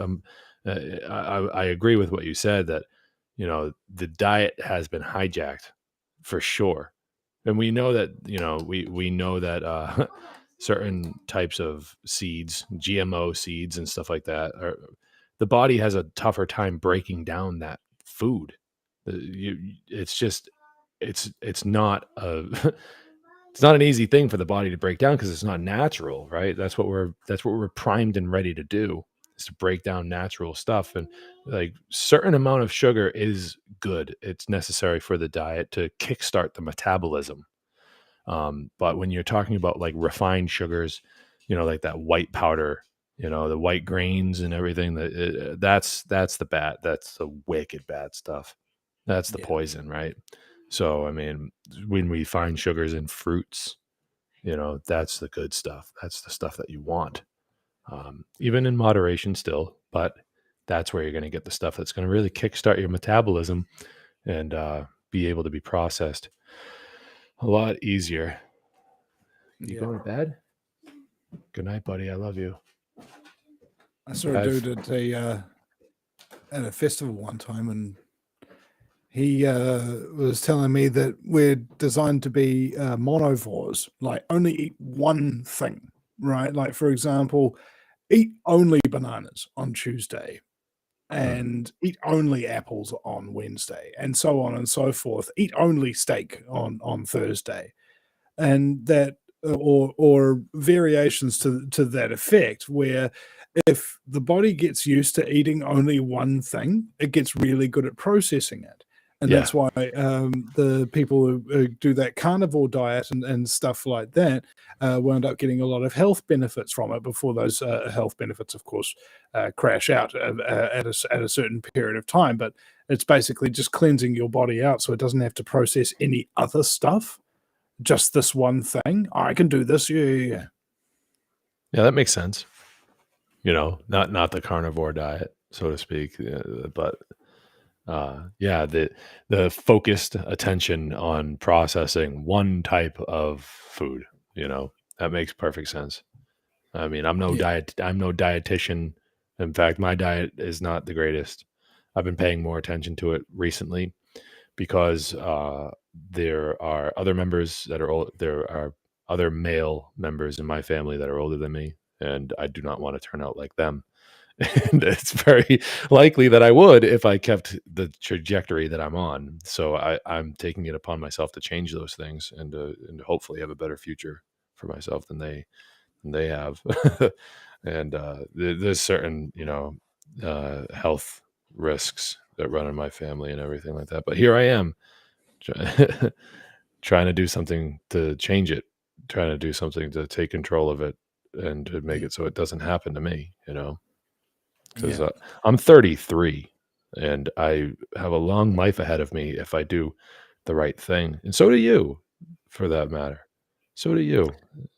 Yeah. I mean, my dad died young, and mum's still going. She's had cancer. Dad had cancer. That's what got him. But also, it was emotional stuff, right? Your emotions cause physical ailments, and your physical ailments cause emotions, right? So that yin and yang, how one feeds back into the another, and then back into itself again. And so I wonder as well, like if you grow up with a traumatic childhood, like I did, does it affect your ability to like be like real human and stuff like that, to feel like people do? And I think it does, because that's why I'm so different to the ordinary person, is because I don't feel or think or talk like an ordinary person does. I'm way up the one other end of the bell curve on this one. Now, what it is, I don't know. All I know is that I'm not a psychopath, and that kind of thing is basically just being an artist. All right, you see these crazy people out there, and they're wearing a net out to their things as a cape. Just crazy people, and I'm one of them. And so many of us are artists, and what that basically means is that you're very, very sensitive to stuff. That's why you can see what ain't there and be able to create it in your head, and that kind of thing. And you know, at the moment, art in and of itself, as a form of existence, I think is really kind of under attack to a large degree. I agree. Yeah, I agree. It is under attack. I mean, what we do. I mean, in the business of truth and everything. But so to take it the other step forward of like producing shows and everything, that's art. It's an art form. Our art is of the spoken word. It's not a painting on the wall. Yours, you have multiple different types that you write music and do that, but you also do this. The spoken word is also art, you know. And when was the last time art was really under attack in human history? Do you know? I mean, wasn't it Probably like during the Dark Ages. I was going to say, like, and then the Renaissance happened and everything, and then it was kind of brought back. I mean, I probably have a very skewed timeline there, but I mean, it's not the first time in human history art has been under attack. I mean, Postmodernism has been a blight upon humanity.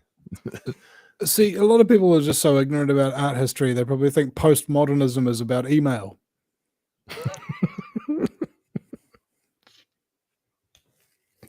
I don't know if that was supposed to be funny, but it tickled my funny bone, man. Yeah. I mean, people don't know about music history either. They think Fats Domino is some kind of pizza. I mean, That was good. Oh if it my wasn't god. if it wasn't for the news and stuff, they probably think SARS-CoV-2 was a Russian action movie. So you're not a stand-up comic. Why? Well, I mean, like people have told me this, doing the thing, but that's actually what the show is. All right, you ever seen the Daily Show with Jon Stewart and stuff like that? He's voted the most trusted newsman in America. Why? Because he's a comedian interviewing the people that the news ordinarily would. All Right. right. And that's the thing to realize about me. I am not a newsman that makes jokes. I am a comedian reading the news. That's wonderful.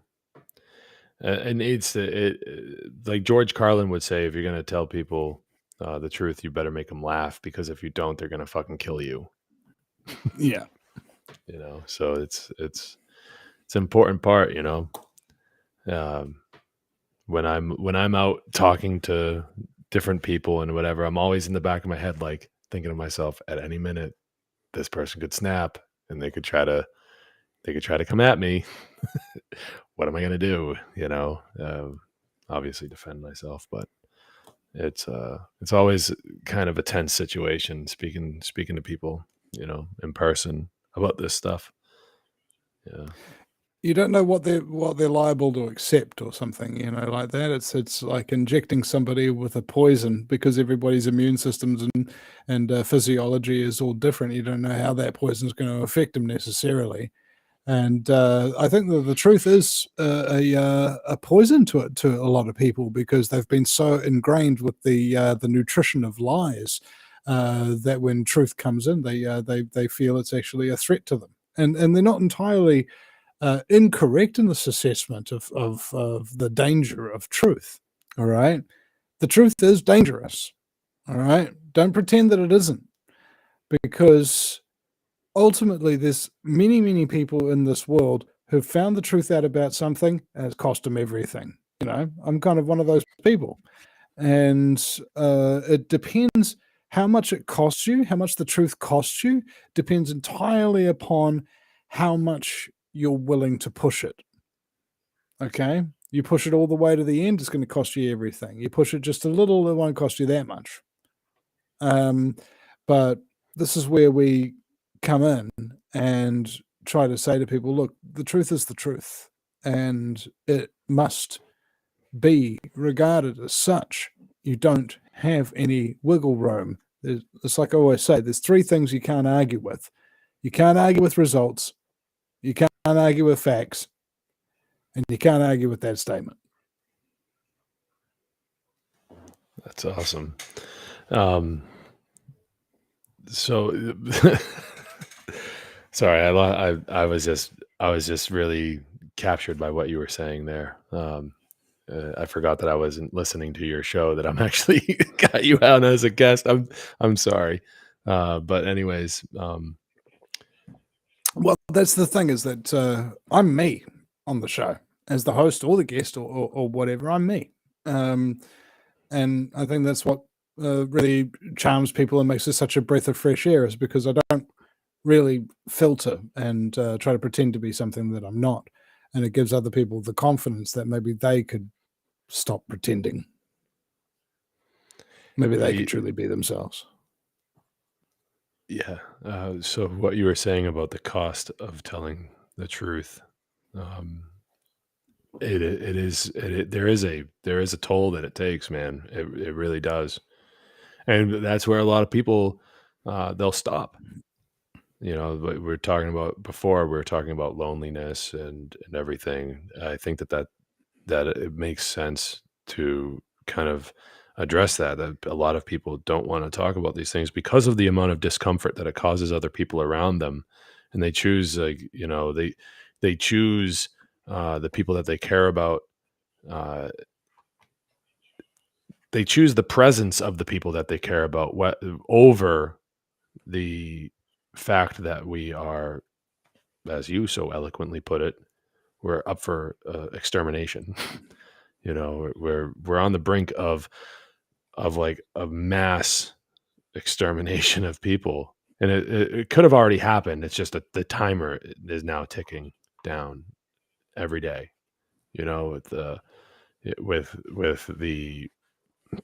With the vaccinations and everything that have been going on for the last year and a half, the timer is on, in my opinion.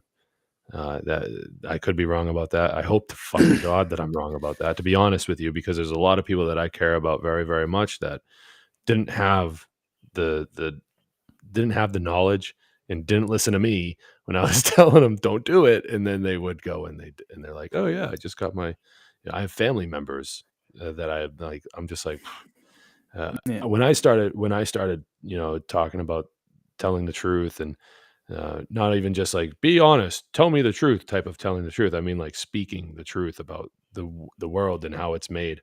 and just what kind of world are we living in? Because it's not fun. Well, I've basically, lost family members. Like they don't want to talk to we me anymore. become we It's become gross. basically like truther fundamentalists. Okay, like, hello, sir. Have you got a few minutes to talk about how 9/11 was an inside job? You know, and you become single-minded about it as well. You know, it turns you crazy. You can't have an ordinary conversation. Honey, do you want the cupcakes with the yellow icing or the purple icing? 9/11 was an inside job. God, don't you realize we're all slaves here?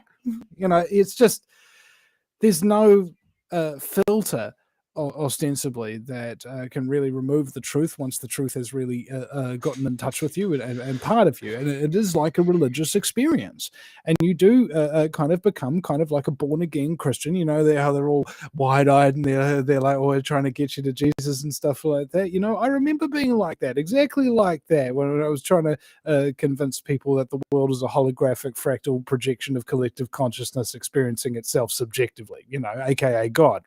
And they're like, oh, okay, well, I don't understand that, or whatever. And you're like, but don't you understand? I'm trying to save you. You see, we have become fundamentalists of the truth religion to a large degree, and it's and for some reason it's surprising to us that if somebody was ranting at us and preaching to us their religion at their dinner table or something like that, that maybe it would offend you, maybe it would annoy you, maybe you wouldn't want to accept it and stuff like that, and that's what we've been doing. And it's just like, there's a different way of going about it. There's the other religious kind of idea that you have to be an example. What am I changing in my life? What am I actually doing on a day-to-day basis? Is that inspiring for other people to follow my lead and stuff like that, but do it in their own way so that they're not a follower of mine? They're actually their own being with their own motivations, their own dreams that I've got no part in whatsoever. So that the benefit of their lives from my example is their benefit because it's from their effort and their effort alone. None of it belongs to me. You know, that's a much better way of doing it, I think. Oh yeah, for sure. Trying to teach people how to be their own leader. You know, I've talked to many people about that, and it's like when I'm trying to tell them about natural law and anarchy, and trying to convey to them this better message of like, hey, let's just not do the violence anymore. Let's stop doing violence. Stop performing acts of violence upon each other. Then they go, oh well, who's going to step up? And it's like no one's going to step up. No one. I'm not going to be I'm not going to be in charge. I'm going to be in charge of me, and I'm going to teach I'm going to teach my children, you know, and I'm going to help you learn as well, but I'm only going to do so much for you, and then you have to do for yourself. Just as I had to learn, and I had mentors, and I still turn to them. I turn to one of them almost every day. Like I call him up and I talk to him on the phone almost every day, and it's not always the greatest conversations. Sometimes it's like one of these come on dude type of conversations, little back and forth. We have a very brotherly relationship. He knows who he is, and I love him with all my heart, like a brother. And you know, it's he's a very important person to me. But what I was getting at is that he doesn't seek to be in charge of me. He just knows that he's my friend and that we've known each other for a very long time. And that if I'm in trouble, I can call him and he'll help me get out of it, and vice versa, you know?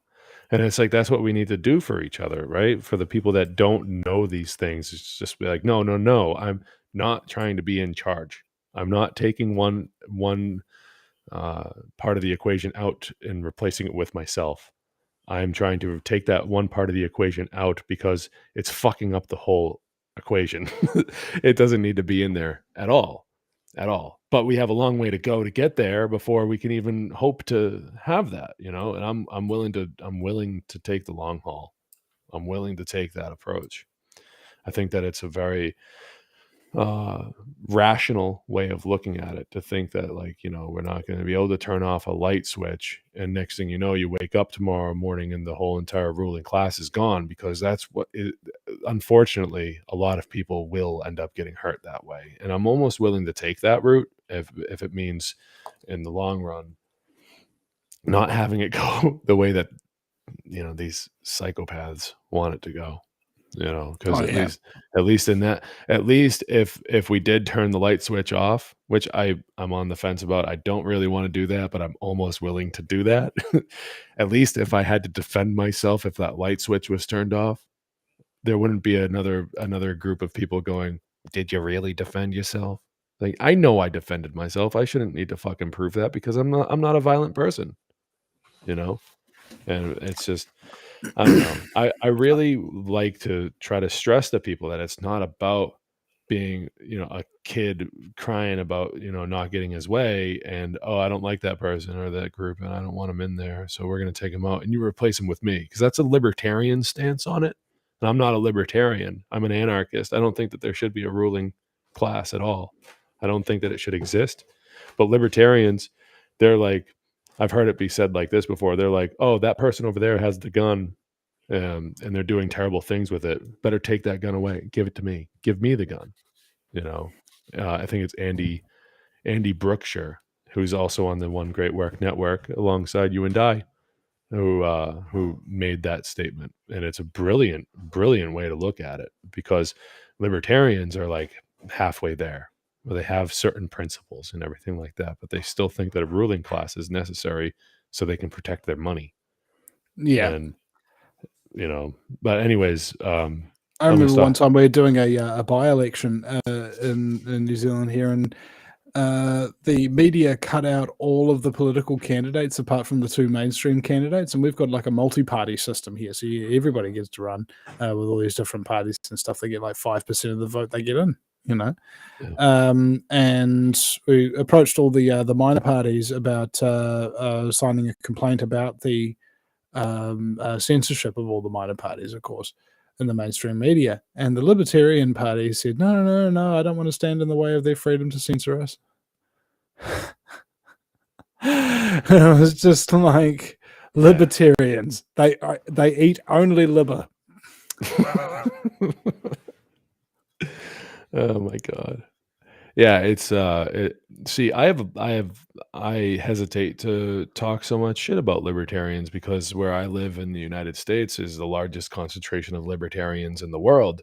And I appreciate what they try to do. It's just, I think they fall short when it comes to the abolition of a ruling class, which is what I seek to do. In order to get there, like, if I may, the I'm so tough sorry part. to interrupt. No. It's about, oh shit, I've lost it. It's about, you can't teach the non-aggression principle without teaching the self-defense principle at the same time. Yeah, they run hand in hand. They're peas and carrots. And we've got so many people out there who are just non-aggression. Hey, man, there is a time for aggression. There is a time where you need to kill somebody. Okay, Time is right now. All right, it may be right now. And they're on the pulpit. See, look, just aim the rifle just a little bit to the left, bro. Don't cover the crowd. Just turn around and just camp them. 4 degrees east. 4 degrees east. There's a slight wind. You need to correct for that. Chris Kyle would have made that shot. I mean, how many great marksmen do we have in this world? Who if the problem needed to be solved, they could solve it tomorrow. But again, they're eating too much stuff that corrupts their liver and makes them apathetic. People who assassinate evil people really care. And you can't really care if you're like loaded up all on this stuff. All right, and you know why bad people don't get assassinated, James? It's because only good people would want to assassinate them. And good people don't assassinate people. It's true. It's true. Our hands are tied. That's the problem here. You always think, the shortest distance between 2 points is a straight line, but not in this case, apparently. I can't even fathom the length of will that it takes for people who sit there day after day with these people who run the world, knowing what they say, knowing what they do, and that kind of thing, and make no plans to undermine them, make no plans to collect evidence and stuff like that, make no plans to steer them down the wrong thing on the GPS and then do them over a bridge or something like that. Why are people so freaking weak, man? People just don't defend themselves anymore. Self-defense is like a dying art. People think that the only time you can defend yourself is when somebody physically attacks you. No, we're being attacked. All right? And we're not defending ourselves. That's the question that I like to raise to people when they come with that point of view is when you're being physically attacked, what do you call what we're dealing with now? Where does the physical attack actually start is what I'm saying, because if it's a war on our minds, then that's a physical attack in itself anyways, because what is your mind, if it's not physical? It's a part of your body, isn't it? It makes up your body. I mean, sure, it might exist in the fifth dimension or whatever, but still, that inner voice is a part of you. It influences you. They're influencing your actions through algorithms already. So why are we not classifying it as a physical attack? We've been under this attack for my entire life, the entire life of my parents, and possibly even their parents. It's been a very long time. It's kind of been epigenetically ingrained into us. That's another way of looking at it too. It comes down to cowardice. Most people are cowards, Well, yeah. and they won't say what needs to be said. I mean, they won't do what needs to be done. Yeah, I mean, it really does come down to that, and I'm a coward in that sense. I am too. And I freely admit that. And ultimately, these things is not up to me. I'm not a trained fighter. I'm not a sniper or anything like that. I'm an artist, a talk radio show host. My contribution to humanity and wiping out evil, as it were, is going to take a much different form based on my skill set to what somebody else would. Yeah, I mean, what I'm good at is talking to people. That's why I choose to do things the similar way as you, is to try to reach hearts and minds, try to get people to wake up and take control of their own actions, stop doing violence against other people, other sentient beings. Ultimately, my main focus is person to person interaction. Self-defense is dead in our society, and it's been the main focus of their attack for a very, very long time, since the 80s, with President Reagan and all the gun control measures that happened with him. And if anyone's not familiar with that, I mean, I'm talking about in America first and foremost, but there's been incremental changes through our culture that have made the idea itself of self-defense just twisted, from what it used to be to what it is now. It's just absolutely twisted and mangled. Oh my God, the cops were raping your wife and you shot them. You should be ashamed of yourself. They're just doing their jobs. Yeah. Back the blue. Hand jobs, blow jobs. They're just doing their jobs. Okay. Z jobs. Just back the blue already. Well, yeah. It's disgusting. I mean, the difference between self-defense and violence is a main focus of what I like to try to teach people. Because you're right. You're absolutely right. There comes a time when you need to recognize violence when it's being done to you or even another person, and then do something about it. Right. Yeah.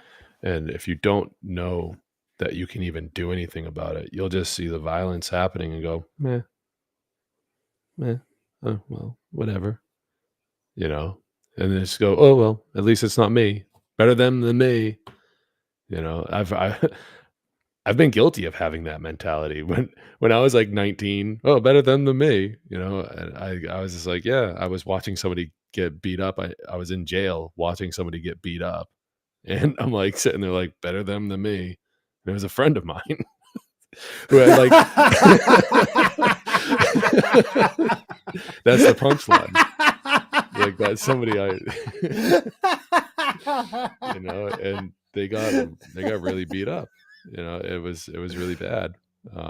I wouldn't do that today. No. Damn, that's cold, bro. I know, but I was 19. I was scared out of my mind. I didn't know what the fuck was going yeah. on. I was I mean, I very, think about very it, little. Yeah, at a festival, some guy like kicked over a friend of ours and then started booting his head and stuff like that. That thought of better you than me didn't occur to me at all. It was just kind of like, oh shit,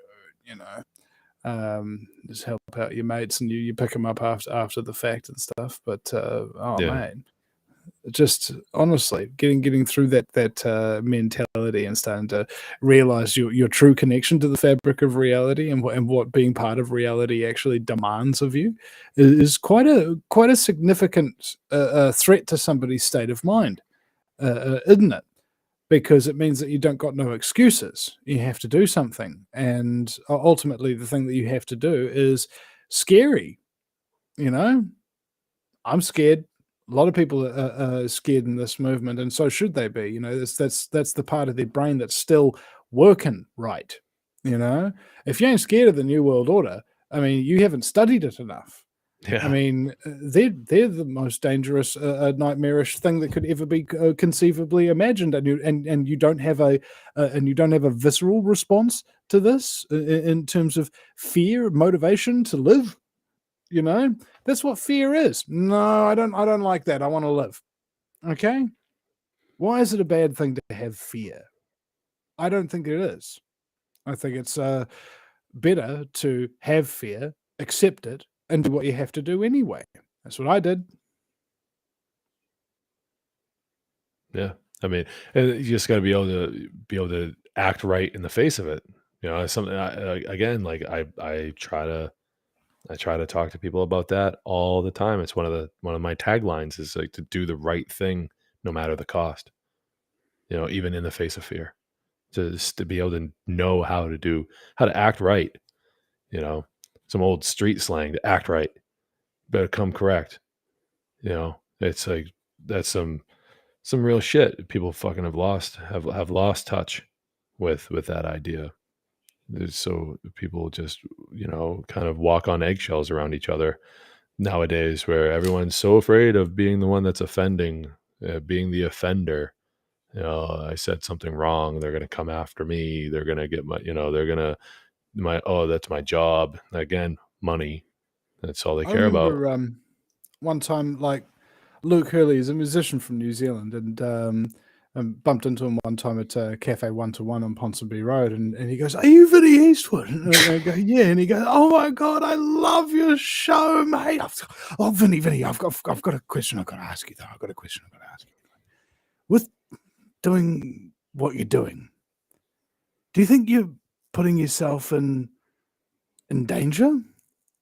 And I went, well, one can only hope. Yeah, man. Well, I mean, if you're not, then are you doing it right? Yeah. Like, I'm going up against the most ruthless gang of criminals and pedophiles and satanic worshipping scum that have ever existed on this planet, and I'm not worried. It just doesn't sound right, does it? No, it's something that I'd be lying if I said I wasn't worried. But I mean, I don't really talk the same way as some other people do, about this stuff. I'm really just like on boots on the ground trying to help people, change their minds about the way they see the world, how they act and everything. Maybe I don't know. Maybe I'm not. Are Christians scared of the devil? Is the question. Like, do they think that God's got their back sort of thing, and then it'll whip your way out of it. Because I was just kind of like thinking of this, instead of a religious analogy, you have a reality-based analogy. Like the universe has our back, all right?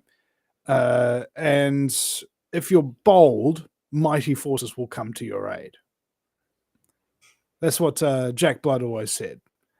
And I found that, I mean, if the goal of this thing is how do you persist in this thing, I mean, ultimately, it's ask for help when you need it. All right, just be honest with yourself. Can I solve all this stuff by myself? No, I got to ask for help. Go ask for help. Don't be ashamed of it. All right, because by being ashamed of it, you won't ask for help for the help that you need, and then you won't be able to continue doing what you're doing. Generally speaking, which is doing good. And because you're doing good, when you ask for help, generally speaking, you get it. People like to support people who are doing the right thing. And this is something I had to teach Billy TK, the blues musician, fabulous guitarist, by the way. I didn't even listen to any of his guitar until a while ago. And I was like, I nearly cried. The guitar was so good. And he was like affronted about technology.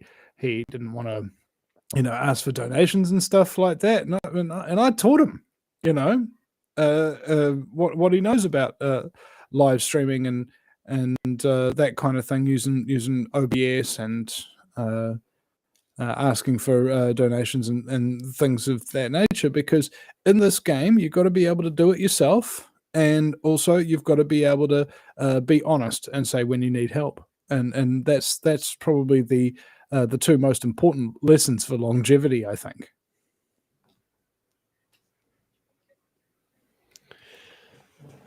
Yeah, asking for help when you need it is definitely important, man. It's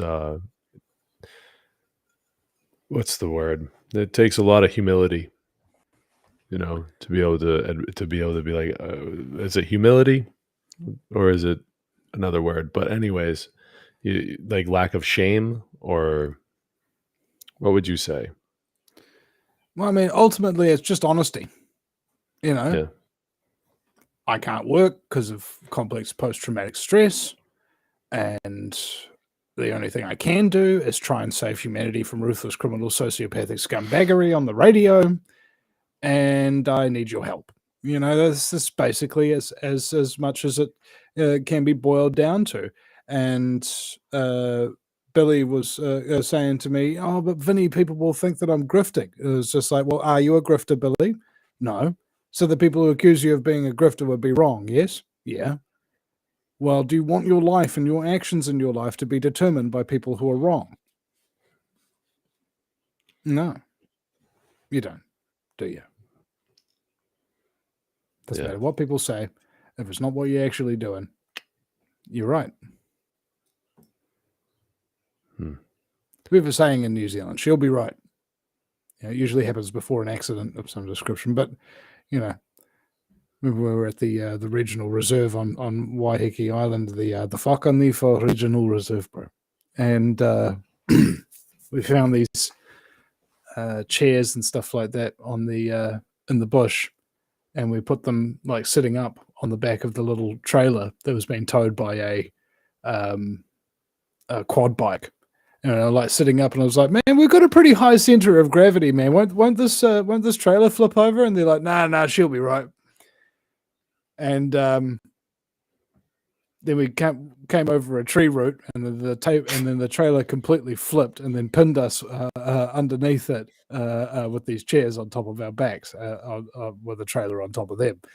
And I was like, "Yeah, this is why New Zealand is the way it is.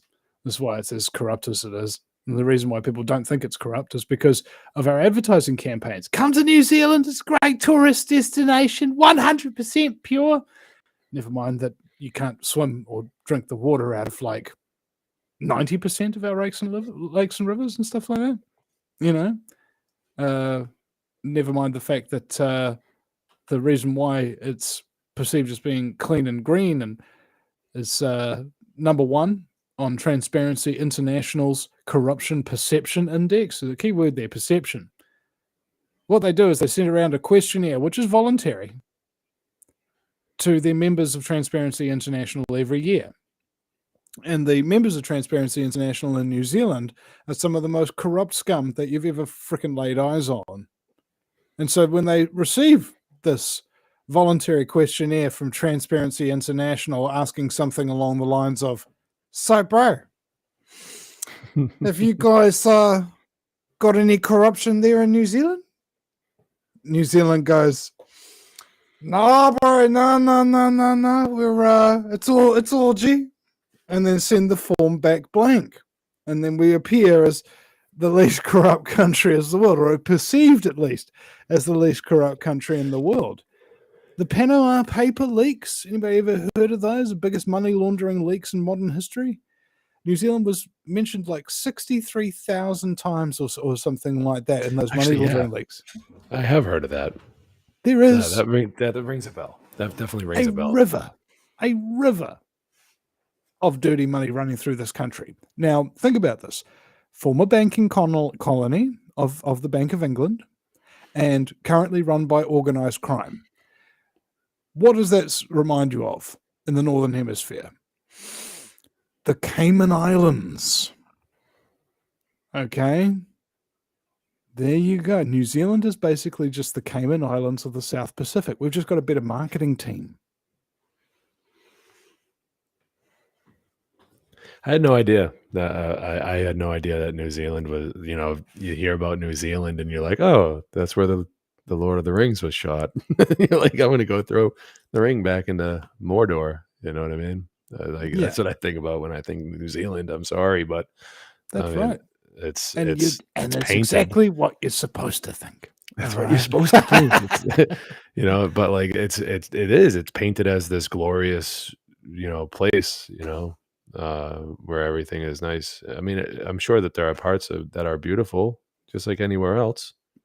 The landscape is there's beautiful landscape wherever you go. Well, you know how, like in many countries, the landscape is beautiful, but the people. The people, yeah. I mean, that's why people love to get away from everything and like not see another person for like 5 days or something like that on a big nature hike or whatever. I'm not saying this is something I'm up for personally, but you get the idea after a while that certain people are starting to become misanthropic. It means a hater of humanity, and there's not a terribly large amount of arguments that you can put up against a misanthrope and say, no, humanity's all good, bro. It's lovely. We got this, that, and the other year, but look at this, bro. And you'd be like, yeah. I mean, you got a point. I got to say. But again, with the yin and the yang, it's the good with the bad. And you can't just throw the baby out with the bathwater, as it were. I think people that are like that have been listening to a little too much of David Attenborough, and they've been listening to fucking Bill Gates and all these anti-human people that think that, humanity and just the numbers, just the numbers alone, like they like Ted Turner and things like the eugenics. They're eugenicists. They believe in a mass genocide of people as being necessary. It's disgusting behavior. It's absolutely disgusting to me. I just, I don't know, wanted to say that. Well, they think it's okay, right? Yeah. And we had a protest by the Freedom and Rights Coalition. And then there was a counter protest for people who didn't want their freedoms and rights being protested for. You can't make this shit up. They had a sign that said fags against fascism. Protest the protesters, because people who protest for freedoms and rights are apparently fascists. Hey, we're protesting for your right to do what you're doing. Yeah, like they're protesting against protesting. Like they call it a counter protest, but ostensibly what they're saying is that if we had our way, we wouldn't be able to do what we want to do either. Yes. They're holding up signs that say we shouldn't be allowed to do this. Unbelievable. It makes your head spin, doesn't it? Hmm. I mean, it's the thing when you look at I don't know, maybe plumbers get this, or maybe cesspit cleaners back in the day more poignantly. When you're looking at nothing but shit, what kind of thought comes to mind? Nothing but shit, you know. And that's what's happened out there, man. People have just been basically turned into these large human-sized living turds, and this, you know, you can see a kernel of corn in the eye sometimes. It's just shit people, a kakistocracy, man. Just the rule by shit. And then there's so much. I remember watching a thing about Truth Stream Media where they were saying about the prevalence of poop in our culture. You know, the little poop emoji and stuff like that. You know, some people used to think that was a chocolate ice cream emoji, but it wasn't. And there's like all these different kinds of poop arrayed all over your screens, all over the roads and things like that, and all over the faces of people that you see and stuff like that. You just feel like you're swimming in a frickin' sewer line of just humanity has literally shat itself and you're swimming through it.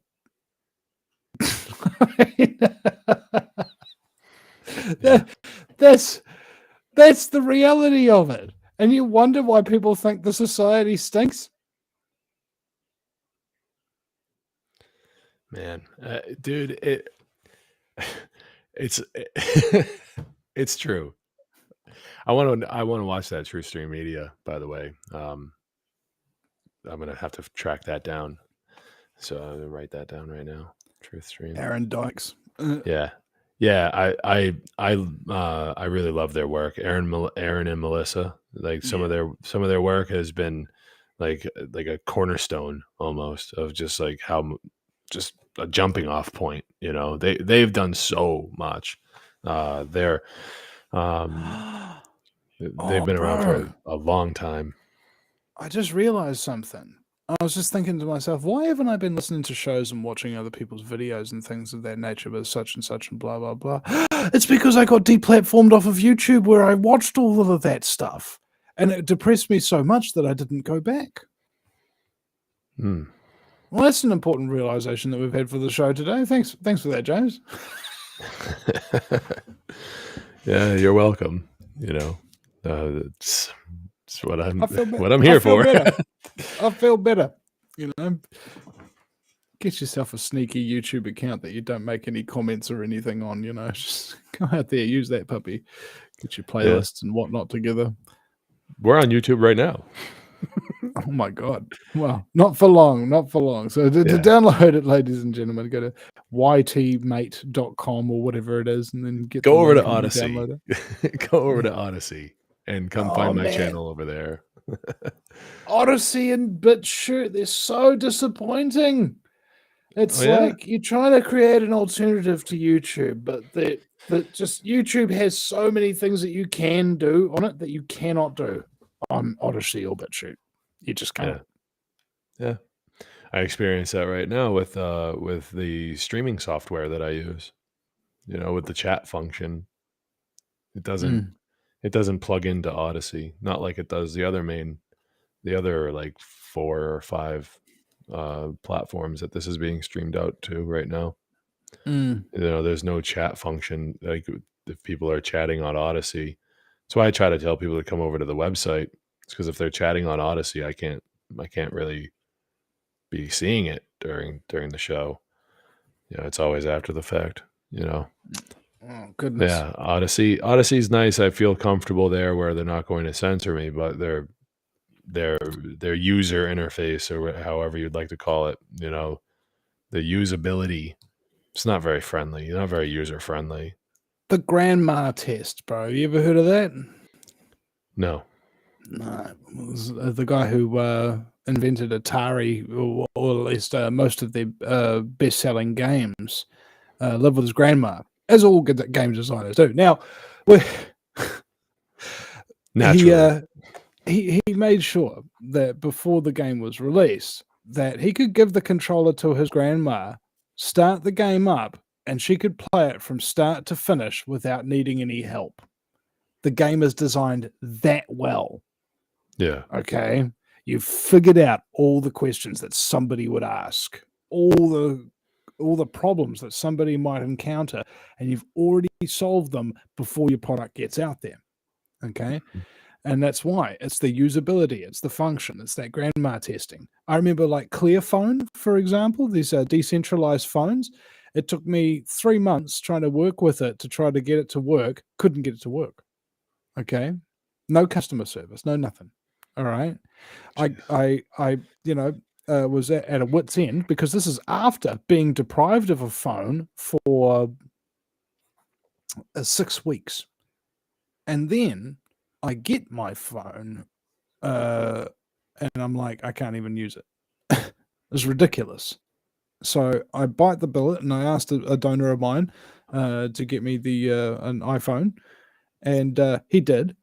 And then within minutes, just maybe like less than 5 minutes or something like that, my phone, and it was working, and it imported my contacts from my old phone, most of them anyway.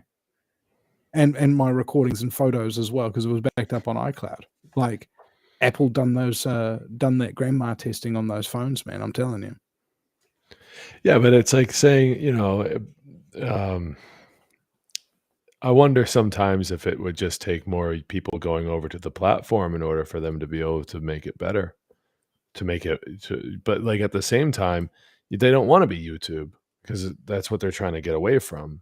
But I hear what you're saying about, the usability, how friendly it is, and all the things you can do on YouTube and versus these other platforms. But I mean, relatively speaking, those other platforms are still young, very, very young compared to YouTube.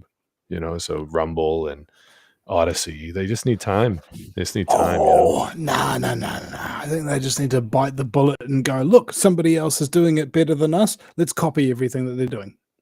Yeah, but then right. you have to talk about whether or not the code is open source. If the software is open source, if they can see how YouTube is doing it to better mimic it and to do it for themselves. Because other than if you can't do that, then you're spending a lot of money in order to support that kind of infrastructure within your platform. And it's very difficult to do. I mean, I'm speaking like I know, but I really don't. But I can only imagine just the amount of money it would take in order to mimic such an infrastructure without being able to see the code.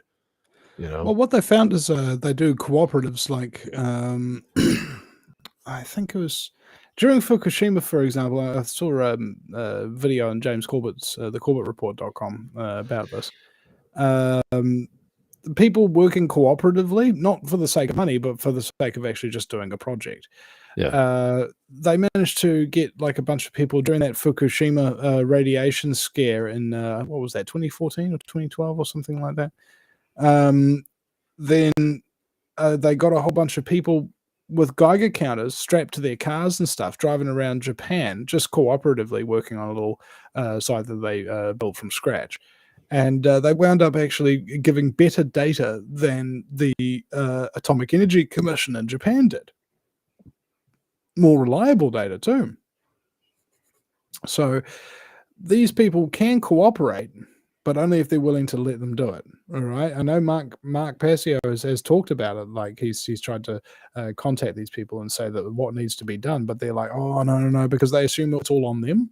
But it's like, nah, bro, it's not all on you. You can partition off all of these big problems and things like that, and then just put them out to a website that has a like up and a like down function, so that you can actually get all the best suggestions that people read and things like that brought to the top of the list. Just that in and of itself is a very simple design, just to be able to get projects and people on board with. Because what you don't need is money. What you need is people and their skills and their time and their effort and their expertise. That's a very good point. It's a very, very good point. Yeah, you went a different direction with that than what I thought you were going to go. But yeah, I've heard Mark say that as well about how he's tried to reach out to them and to know, to to no avail have they really tried to, talk back and to accept help, which is like, it's just hey, it's that's on them in the long run. But I mean, I like to give them some time. I'd rather be on their platform than really anywhere else. But unfortunately, there's not enough people there. There's just not enough. So you got to branch out and go on to these other platforms, which we talk shit about. I talk shit about it all the time. I do not like YouTube. The censorship that they do over there, what happened to you, what's happened to countless others, is absolutely disgusting. And I'm ashamed of myself every time I see that. But it's where the people are, and if I'm expecting to reach people, I have to go where they are. Can't just go stand in the middle of a desert and start screaming at the top of my lungs. No one's going to hear me. That's Yeah, and that's what the online platforms have basically become now. They're just basically like I could actually reach more people if I was standing on a street corner with a megaphone than I can doing a radio broadcast now. That's how bad the censorship is, and that's how little viewership and things like that you get on these other smaller platforms that haven't had a lot of work into developing them yet. yeah.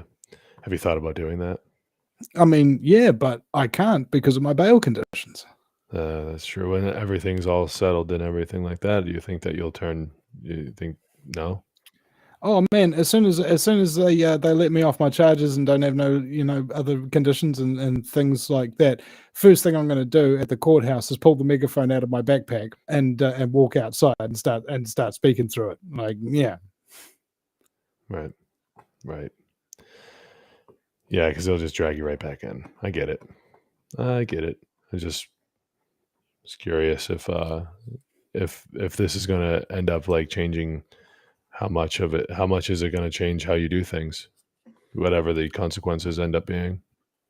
well, I mean, it depends. At the moment, I'm already so traumatized by it that I'm self-censoring my speech on the shows and stuff like that because there's certain topics I'm not allowed to talk about, and that's On because your of the show or just yeah, in general? it's in general. It's like news speak. As soon as the words escape you to describe your enemy, how are you ever going to fight them? And I think that's why people like myself have been targeted so explicitly, is because our voices were waking people up. Our voices were making things happening. Our voices were a danger to the established order, but they aren't anymore. Yeah. No, that's that's a very powerful thing to say. I mean, why else would they? Why else would they come after you? I mean, I'm not So, in. They use whatever they could. They it's a bear trap at that point. They change the laws and they go, well, there's going to be certain people, and since the thing that you were talking about before, you knew that you were on like their watch list that you mentioned earlier tonight, and it's just like, I didn't know I was on the watch list until a journalist from a mainstream media establishment called me and asked me, how does it feel to be on the watch list? wow. So is this? But I mean, they do these things though to make it impossible for guys like you to do your thing. I mean, obviously they don't want people waking up, and you were doing it, like you said, like people like you that are reaching a lot of people and waking them up, or trying to wake them up, because they can, people can only wake themselves up really in the long run, but trying to help people with the process. It's just, I don't know, man. It just Yeah, well, sucks. those who can't do teach. And so I've been doing a lot of teaching lately, because literally my ability to do got taken away from me. It's not because I don't have the gift of the gab. It's not because I don't have the ability to, do great shows and things like that. It's just I don't have any platform for anybody to really hear them because of the mass censorship and things of that nature. So that even if you tell people, hey, look, I've been mass censored, can you please contact people for me? Nobody hears you.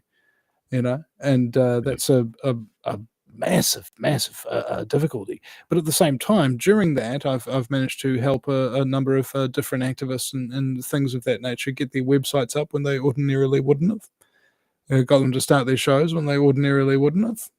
That kind of thing. So, and maybe they'll do damage to the New World Order that I couldn't do using the skills that I taught them. Right. Kind of repurpose your role in all of this type of approach, where it's like, the speech is censored and everything, but there are things that you can do to help facilitate these means for other people. Yeah. Have you thought about this? Might not be, but have you thought about leaving New Zealand? Have you thought about getting out of there and coming I someplace? would, but unfortunately, I'm a convicted drug dealer. I was caught with 13 grams of cannabis for sale when I was 20. And according to international law, that means I'm a convicted drug dealer, and they won't, and no bureaucrat's going to risk letting me in. So I can't leave. I want to more than anything, and I can't. Again, is one of the things that kind of triggers me, man. It's like, yeah, exactly. That kind of, for freaking crying out loud, man. Wow. So I didn't know that. I didn't know that you wouldn't be able to leave. But that being said, I have accessed American talk radio more than any other living New Zealander. Yeah. I was the first New Zealander in history to have an American talk radio show. Pretty nice. Pretty good credentials there. I've done things that no other New Zealander has ever done, and I've done it more than anybody's ever going to do. In terms of alternative media in New Zealand, in terms of experience and how much has actually been done, and so on and so forth, I'm the best there is, the best there's ever been, and the best there's ever going to be. Now, what I'm very grateful for is that there are other people still doing this job. I mean, that they're not as fun or as interesting as perhaps my shows are. But, God bless them, they actually do put the effort in, and they do get the information out, and that's the job, ostensibly. It doesn't matter. You don't have to do it as good or as absorbing or as compelling as I can, because there's only one Vinny Eastwood. I'm kind of like a fluke. And that's the reason why I've done all of these things, is because he who has the ability has the responsibility. And now it's time for fresh blood to take the stage and do all that hard work and hard yards that I had to do back in the day in order to get my reputation and credentials up there. It just means you've got to help people, man. Help people left, right, center. It doesn't matter what political stripe they're from. Everybody needs help in every way, shape, and form, particularly from media, because nobody knows how to do it. That's why everybody watches the mainstream media, because it'd be too much of a pain in the ass to try and create that yourself. Yeah. It's true. That's why, Mark has his How to Become the True Media seminar, that he does every year. He tries to help people learn how to make more content creators. Try to get the truth out there, because that's what we're up against is a big institution that is just built on lies, a throne of lies. And it's just bombarding you on a daily basis in every facet of your life. It's just boom, boom. There's every time you walk out your door, you're like in the world now, and the world is just built to try to destroy your freedom.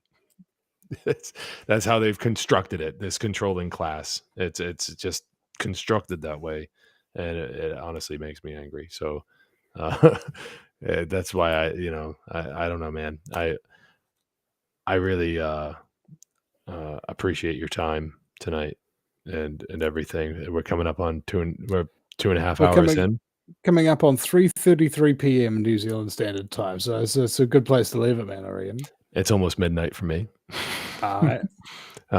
If it's good for you, if there's anything else you'd like to say, impart on us some of the Vinny Eastwood, some of the Vinny Eastwood wisdom that you've been known to dish out. if you can. Yeah. On command, do it. I will do it, but I'd like to take a wiki leak first if I can. If you want to like spend some time doing a little bit of self promotion while I duck out and take care of that, I'll be back in a flush. Cool.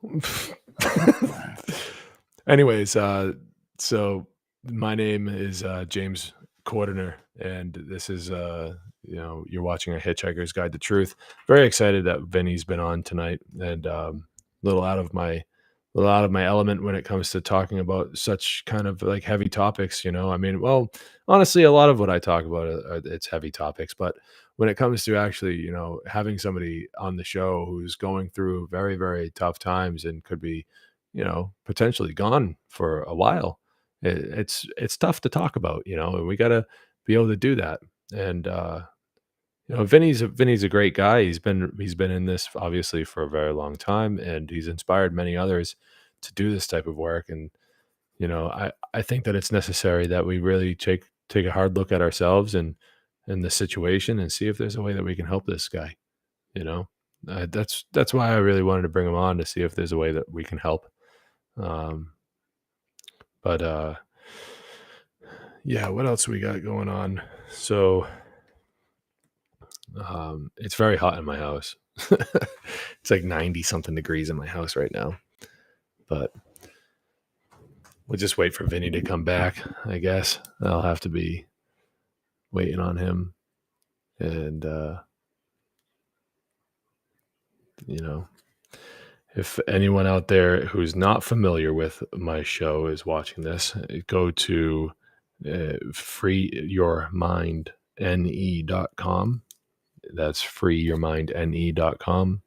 It's a little organization that I'm trying to start, and starting meetup groups. So if you're from New England and you want to start a meetup, try to start a meetup group with myself, then all you got to do is fill out the contact information there, and we can obviously hook up and make sure that we can start figuring out ways to distance ourselves from the things that they use to control us. How do we grow our food? How do we get our food? Where do we go to get it when we have to go to an outside force to get it? How do we trade? How do we barter? These types of things. Who's your mechanic? I can fix cars. I could fix your car. So these types of things that I really seek to try to change in my community, because if the world does implode on itself, I guess, if society does collapse, I am going to be surrounded by my community. And that's another thing that I'd like to try to tell people out there that are listening to this. If you're an armchair warrior, you're really not doing much of anything of any sort of real effect in the world. You got to get out there into your community. If you know these principles, if you know this stuff, you need to be able to get out and do it in your community and the people around you, because if society does collapse, these are the people that you're going to be stuck with, and you better hope to God that they know the difference between right and wrong, and that they choose to do the right thing over what is easy. And that's the choice that they want to make, not the choice that they're forced to make, but they want to make that choice for themselves, for others, because they don't want to do the violence. People need to know that it's the root of violence that led us to these dark times. It's not going to lead us out. We need to choose to do the right thing over what is easy, because it's the easy path that got us here. That's what I'm trying to say. So if you're in New England and you want to reach out to me, we can start organizing meetup groups to kind of coordinate and see how we can better our lives without anyone really imposing their will upon us. If you're of an agoristic type of mindset, then definitely reach out. If you're of an anarchist type of mindset, for sure, reach out. If you're curious about more learning about natural law and what true anarchy is, if you want to learn more about these principles, of course, reach out. You can find me at freeyourmindne.com/contact. And, just write me a quick little email and I'll get it. Oh, Vinny's back. Bring him back in. Yeah. All right. There we go. Hey. All right. So, yeah. So anyways, I was just thinking you're making yourself a little Knights of New England club, the Knights of Knee. we are the Knights that say knee. What does he say? He goes, yeah. What does he say? We will say nay again unless you get us a strawberry. That's right. What else is it? What else do they say? I'm blanking on it at the moment. We're no longer the knights to say nee. We are now the knights to say icky, nicky, icky, nicky, fun tie. Isn't that what he says? So- The bang wang Oh man, well, Vinny, it's been a pleasure, man. You know, having you on and talking to you, getting to know you and everything. We ought to do this again sometime, and you know, I'm looking forward to meeting back up with you for the conference in the fall. Of course, you know, thank you for coming on board with that. And I'll make sure to update everything and put your info on the website and yeah, it's gonna be a fun time. So why don't you tell people where they can find you if they don't already know, and then we can just say goodbye. You can find me at vinnyeastwood.com and also Vinny and the Vendettas on Patreon. And we're on, like, what is it? BitChute, Odyssey, and Rumble as well. That's where you can get most of the video content nowadays. I used to do, I don't know, broadcast to a couple of hundred people per show live on YouTube, and they had maybe 2,000 views before the day was out. Now I broadcast to about 20 people and have about maybe 150 views by the time the week is out. So you can see what a significant impact censorship has done. So if you would be so kind as to follow us on BitChute and Rumble and whatnot, we have the lovely Julia who is archiving all of our old censored content up on there, man. Like, whoa, she's downloading it, re-uploading it, and then putting it all on VinnyEastwood.com and the show archives, man. It's freaking awesome. Love it. And yeah, so if you go look at any of the archives, make sure that if you see Julia's bank account details, Patreon details, that kind of thing, chuck her a few bucks a month as well, because there's like 10 to 12 years of archiving still to go. She's knocked out a couple of years of archives already in the last couple of months, which is really brilliant. So with that being said, thank you very much, ladies, gentlemen, slaves of the global plantation.